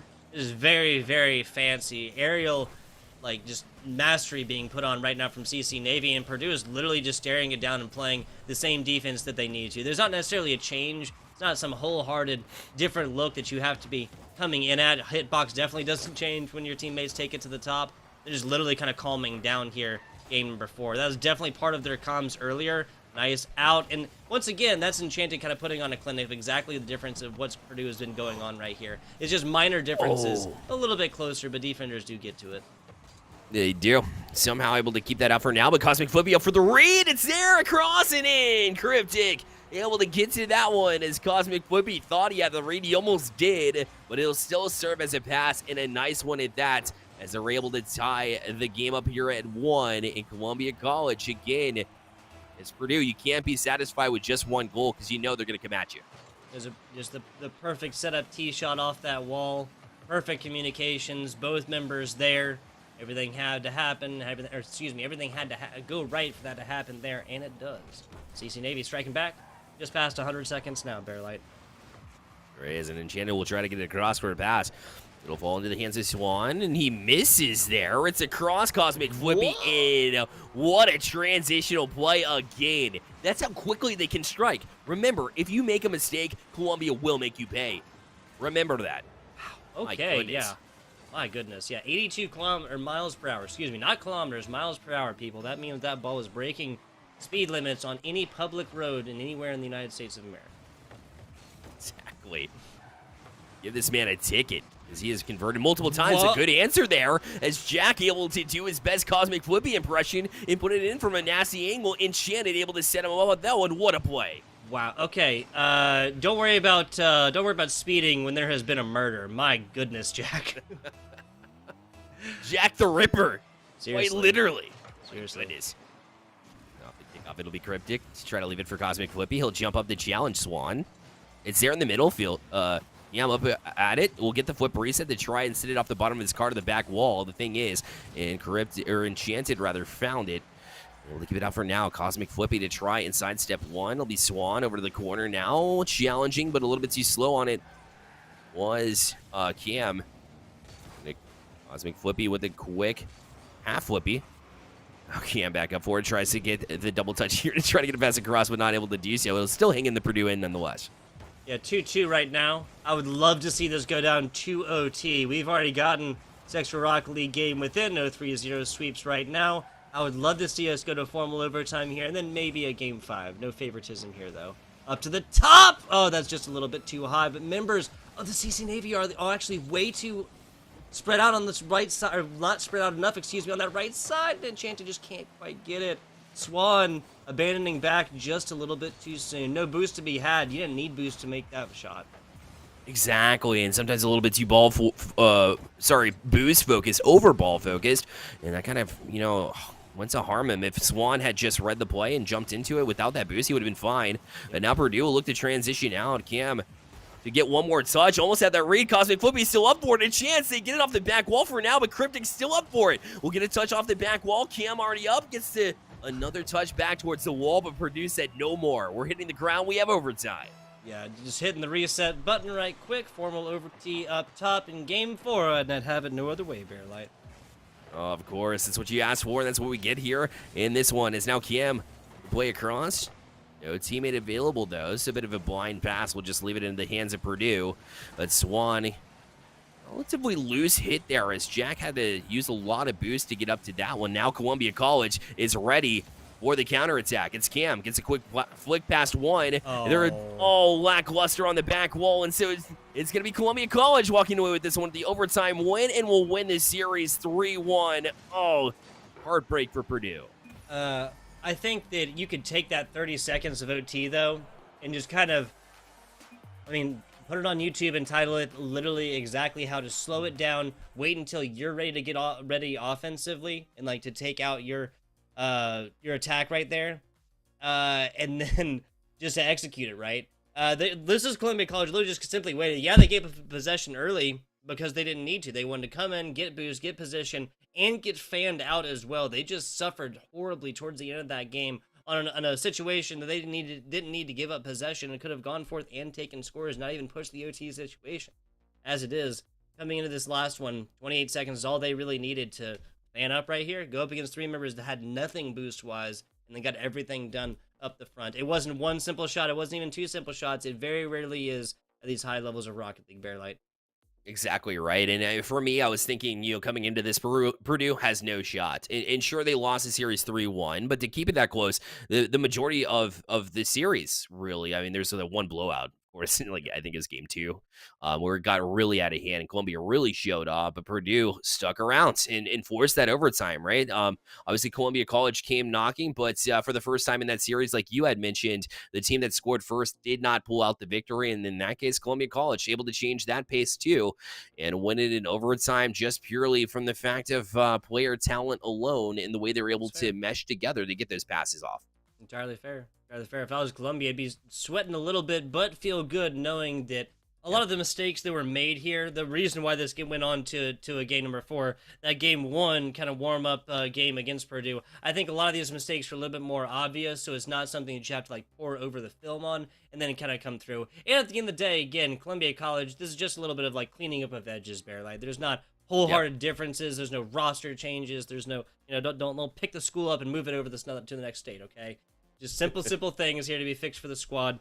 And regardless, they pretty much punched their ticket to the playoffs regardless. On the other side, Purdue taking a team like this to 3-1 and as close as you can get to a 3-2 loss. Obviously, overtime situations in that last game. take it as close as they can. It's something that Purdue University can write home about in a good, positive fashion. Exactly right. You take your moral victories where you can. Obviously, you want to be jumping into the next semester and saying, hey, we beat Columbia College, right? So it doesn't feel good now. We get that. But definitely continue and do your thing because obviously there is some future here for Purdue. Well, that'll do it for us here on the NECC Network, number 2, NECC 2. Thank you so much for joining us, of course. It has been a fun one here tonight in FBI Tugboat. Thank you so much for joining me in the booth as well. Absolutely. Absolutely. I appreciate you. right. Just closing, shout out to Narwhals, Samter. Appreciate you guys having me. Not my first time, not my last time by any means, but same time, same channel, guys. Tune in then. Exactly right. So you can also go ahead and switch over. We have more games live on the main channel at twitch.tv/NECC_esports. And I'll see you over there. Take care. Good night.